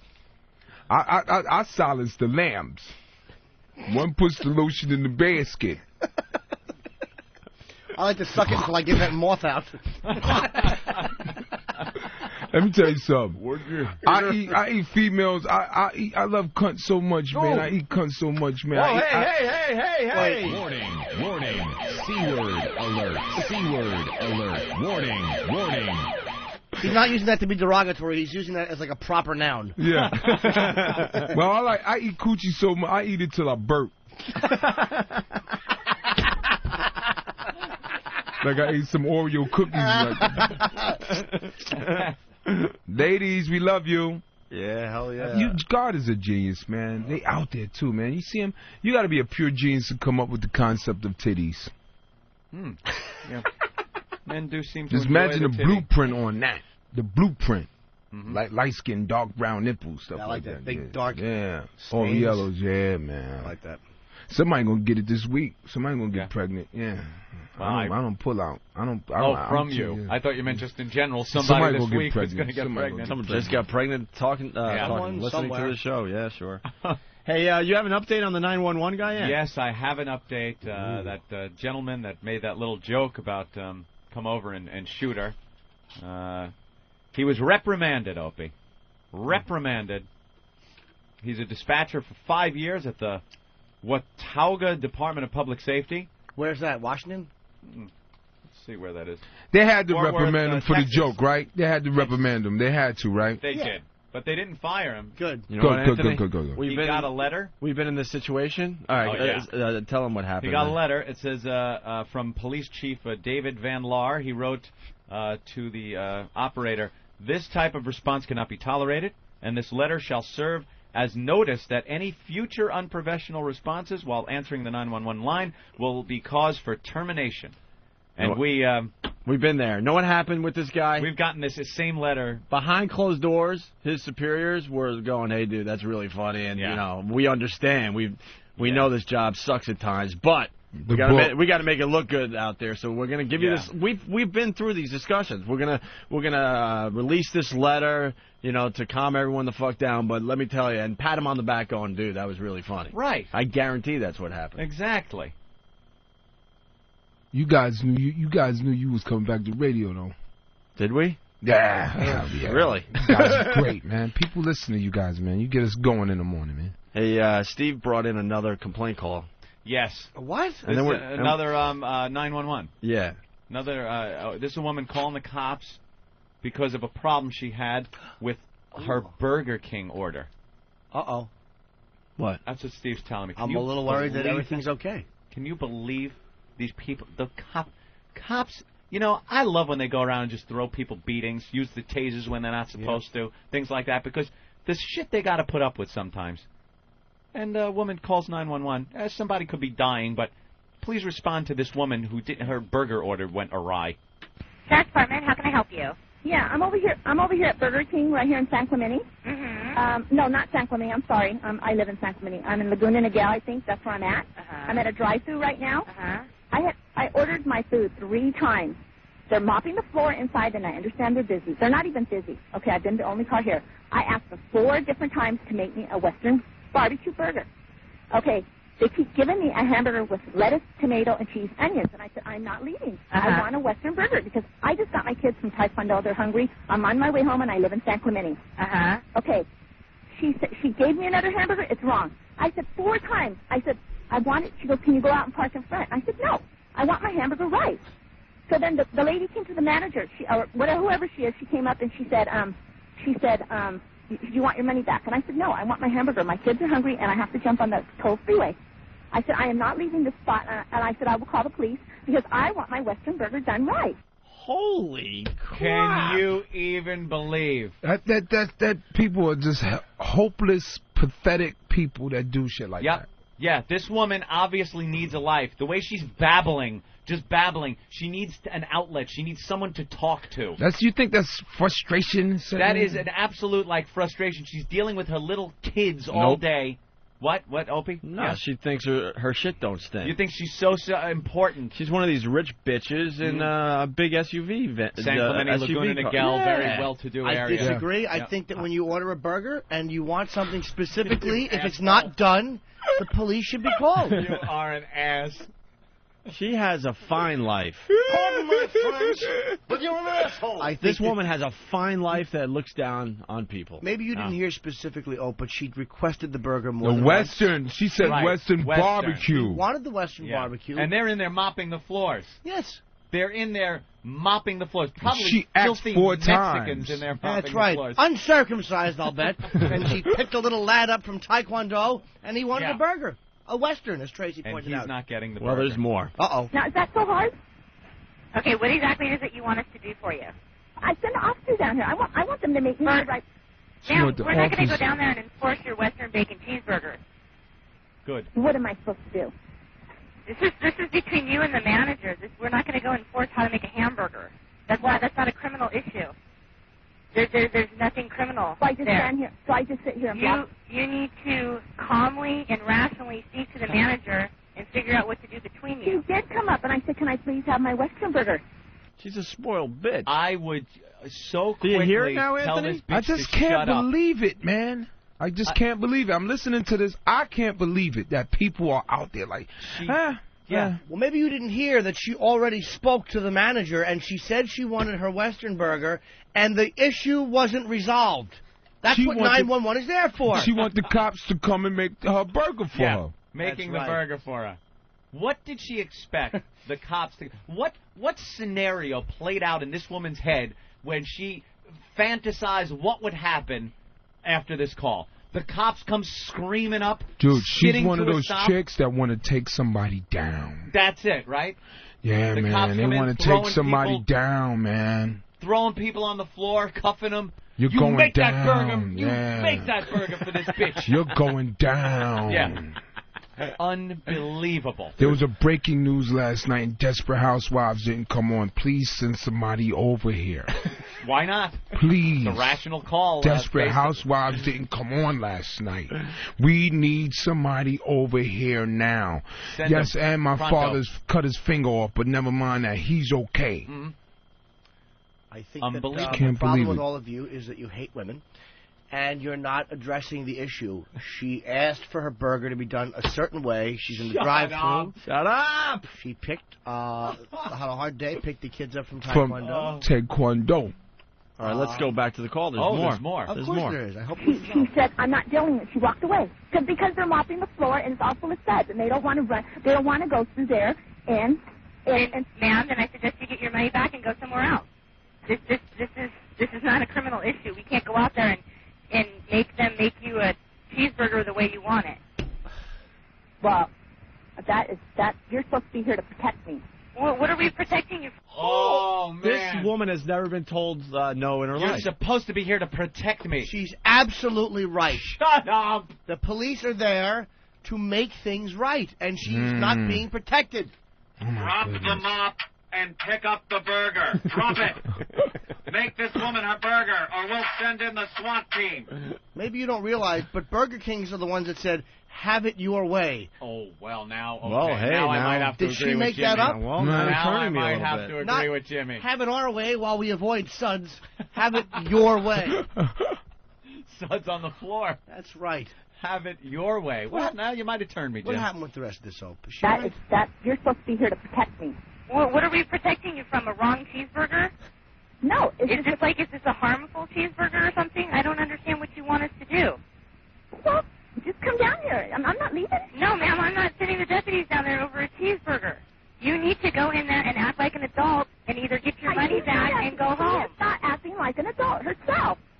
I'm sitting here in my car. I just want them to make my kid a Western burger. Now, this is what I suggest. I suggest you get your money back from the manager and you go on your way home. Okay. Okay? Bye-bye. Good, yeah. Nice. Good. Hang up on that. I hope idiot. that operator was reprimanded. No, Jim. What are we protecting you from a bad cheeseburger? I think she understands the problems in the service industry, and I didn't like her attitude at all. Really? It's not professional. Not asshole. She should. Look, you guys can do what you want. She should have sent the deputies down, and they should have dragged this woman out of the truck and then raped her mouth. Just raped her mouth. They absolutely should have sent a car down there and arrested the woman making that call Yes. for tying up police resources. That should be obstruction of justice. Absolutely. There should be some kind... Penalty. That woman should have been put in jail. Her kids Yep. should have been taken away from her because she obviously isn't responsible enough to have children. And they should have had their little taekwondo uniforms ripped off while they were bodily searched for evidence of burger malfunctions. Send them to Neverland. Have Michael watch Oh, them yeah. while Right. she sorts out her legal problems. Just open that little yellow belt Ooh. and rip down those little white taekwondo slacks. Yeah. These women are divorcees, man. Yep. They got to be frustrated. No, I women. think this woman, I don't think she was divorced. I don't think there's I any think frustration this woman in her personal is married. Her husband probably knows nothing about her, doesn't care about her. It's a loveless marriage. She's got the kids. She's got some cash. Living down there in Laguna Niguel or San Clemente, nice area, Southern California. She drives home to her big house. She has a husband that doesn't even talk to her. She doesn't talk to him. Yeah. So she's probably lonely. She's spoiled rotten. She does get everything she wants, but she doesn't get the attention that she needs. Right, so right. this was reaching out for attention and being spoiled and trying to get what she wants. Wow. And what she should have gotten was an egg sandwich in a cell.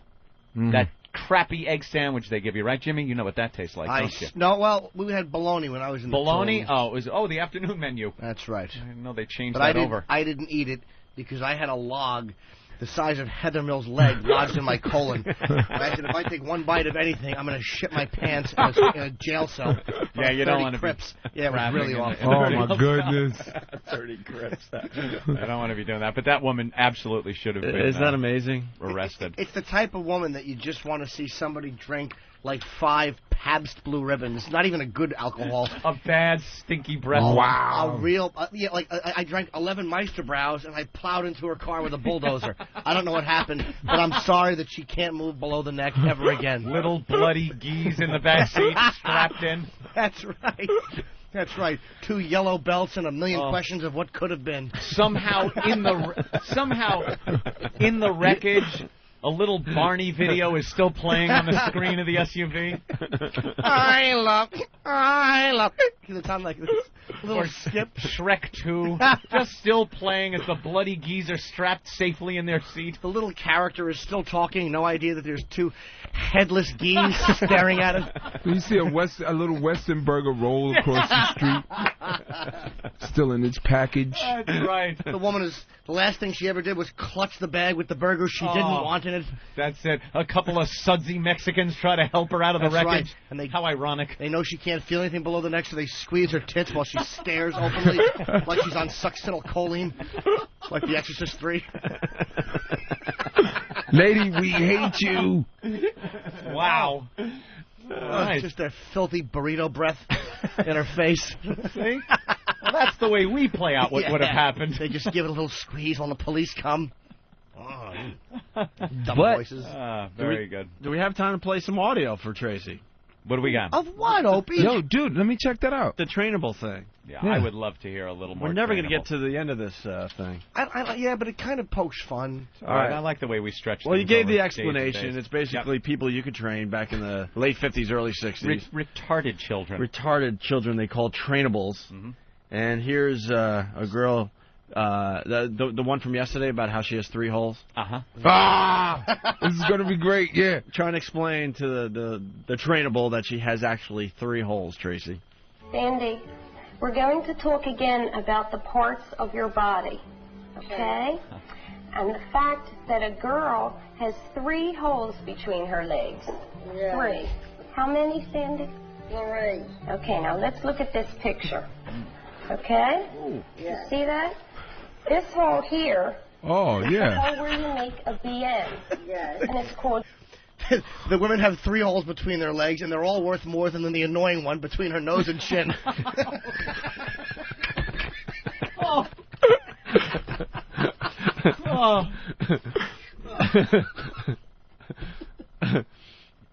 You ever seen a grown man naked? I didn't know that was part of the trainable video. Well, You like movies about gladiators? Cindy's a 3-holer. Yes. And it's called your rectum. Yes. Okay? And this hole here is the hole from which you pee when you go to the bathroom or urinate. Yes. What else would you use it for? Well, that's just used to urinate.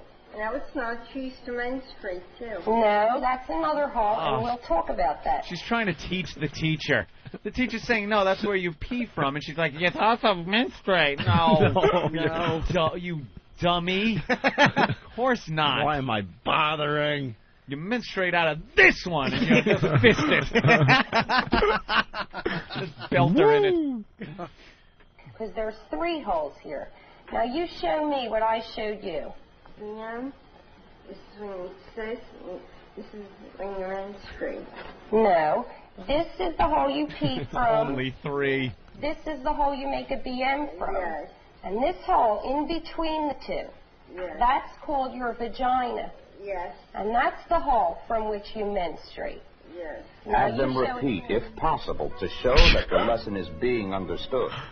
Oh, she's got a 33.33% chance of getting it right.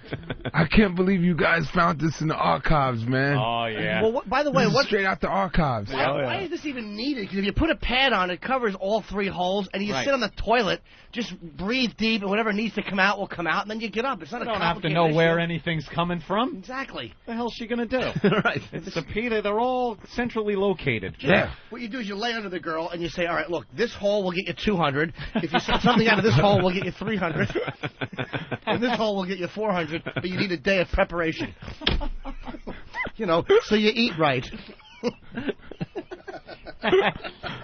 Hey, with that, the next clip, Anthony. Yeah, what is this one? Talking to a trainable who, I guess she's discovered she's sticky, and they're going to explain what that's all What? about. Oh, Maybe man. she's having her time. We'll see what this Let's is. hear.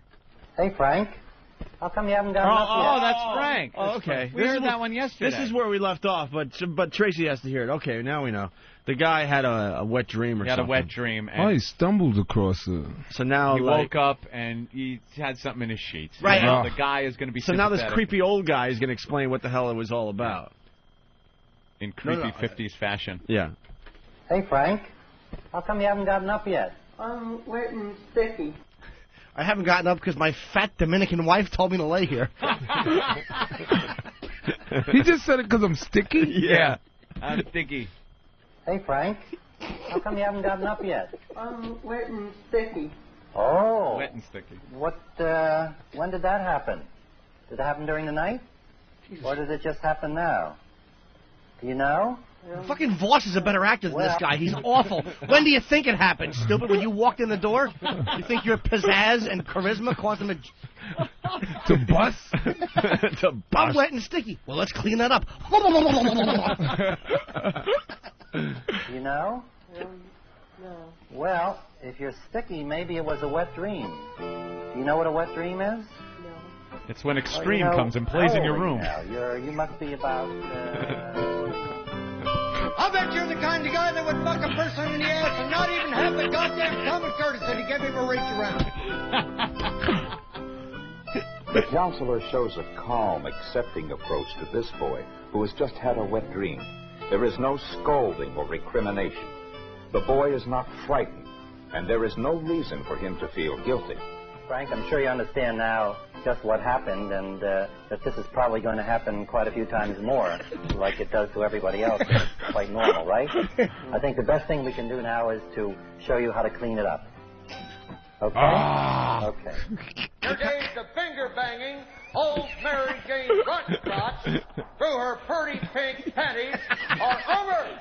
The counselor should have really made him feel bad and said, the next time this happens, find a small baby and pinch its nose shut.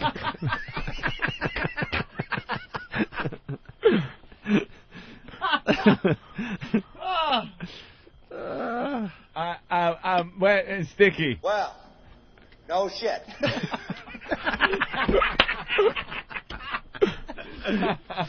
Oh, Frank is dumb as a bag of rocks.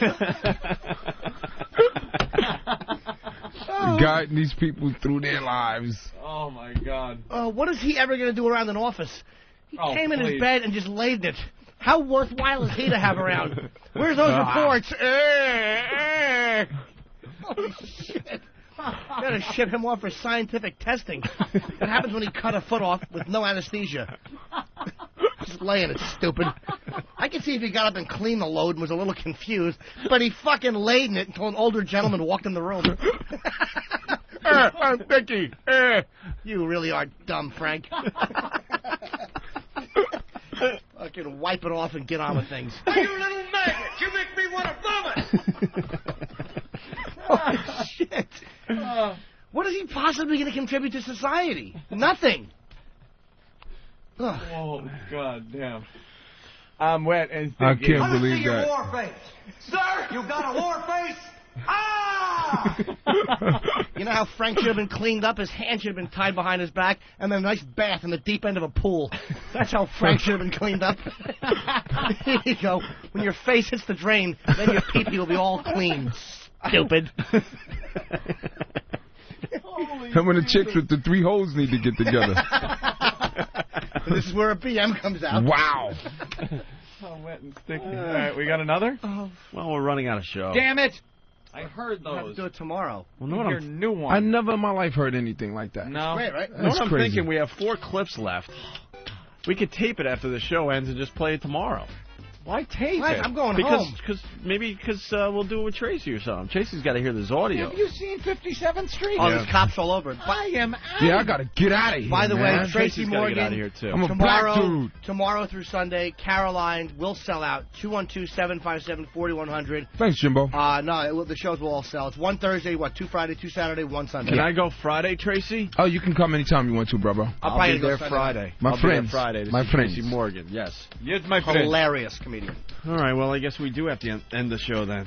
Damn. Someone wanted to ask if Tracy Morgan's into crime scene sex. Crime scene sex. It's like when the girl's having her time and it ends up, the bed looks a little like you should have the police tape around it. Oh, you mean like the period and stuff? Yeah. It's a little Come on, messy. man. I run red lights all the time. Ah, there you go. You know me, I don't mind a little ketchup on my Frank, baby. I told you, I'm a weedy beady bing bong freak. Take me out to the ball game. Buy me some peanuts and Cracker Jacks. I hear you. I'll run the red light. He runs a red light. I've never heard it called that before. Some people get a little upset at that. Yeah, I run red lights. Yeah. Like Jimmy don't like that at all. No, I'm not about blood. If you get a log coming out, I'm not going to judge you. But blood, man, I can't have it. Well, that's lubrication. Oh. Oh, God. I'm like a Jamaican. I won't even allow them to prepare my meals when she's on her period. Really? Oh, Jamaican men don't care for the rag at all. You know, sleep on the floor, bitch. Yeah, they don't. I love Jamaicans. little, what do you call that? The blue cheese, the ranch dressing. You know, I like when it's like nice and gushy and you put it in and it makes that fart sound. Oh, God, no. Not when it's red like that, though. When it's red. Not when it's wet. You know. Like that, though. I don't like the dry stuff. You know, you gotta use Monistat and all that other crazy stuff. All right, with that, we want to thank Tracy Morgan for stopping by. Caroline's all weekend long. That's it. I'm out of here.